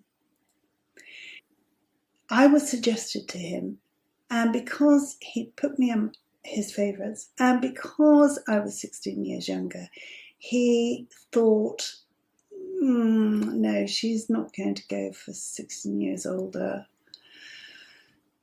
But he couldn't delete me. And on that day, right at the last nanosecond, he thought, I have to do this or delete her and just move on. So that's why he sent me the message. And we often say to each other, isn't it wonderful that you didn't? And isn't it wonderful that he didn't put the phone down on me? He said to me once, why did you do that? Why put on an accent? And I said, because I wasn't bothered whether you like me or not. I thought, if this is fate, then it will happen. And if it's not, well, I just wasn't bothered. Now, some people worried about him marrying this much younger woman. And my friends worried about me being with such a much older man. And as he gets older, his needs will become more. But he comes from a very long-lived family. So we've got quite a few years ahead. We have been married now we've been together for 14 years. And I can truthfully say that it's gone in a nanosecond. We are even happier than the day we got married. And I cried throughout the ceremony. I was just so emotional that during our ceremony, when I heard a slight break in his voice, because he is an emotional soul, I broke down totally. And while saying my vows, he had to say, come on, you can do it. You can do it. And of course, it was the thing I wanted most in the world, but I was just so full of emotion that I couldn't get the words out. But eventually we got through it together and we are so happy. So for all those people that are going through online dating and get disheartened, there may well be someone out there for you when you least expect it. I have to say, by the time I met my darling boy, I was very sure of the person that I was. I valued myself, and nobody could tell me that I wasn't a really lovely person, because I knew that I was. So I wasn't up for being in a relationship that was gaslighting or narcissistic. And I met the most wonderful man. I'm 69 now, and my life has been interesting. Not always happy, but always interesting. And the way that I've coped with the most awful times of my life is to see what I can get out of it. I've changed the paradigm in which I look at it. I want it to have a silver lining, no matter how bad the situation has been. And by doing that, I've been able to remain positive and to remain hopeful and not ever become bitter and twisted. And I think that my entire life has equipped me with the most amazing tool belt of empathy. I can talk about most things on most subjects in relationships, not because I've read them somewhere, but because I've lived them. So if this is you and you share my life story, then gosh, what a life story we've had. But this is why I'm embarking on a series of videos for women of my age or younger or older. and giving them the benefit of my experience in the hopes that they can make a better life for themselves without having to go through all the rubbish that I did. I do hope you've enjoyed the video. And in the meantime, if you have been, thanks so much for watching. Lots of love. Bye-bye.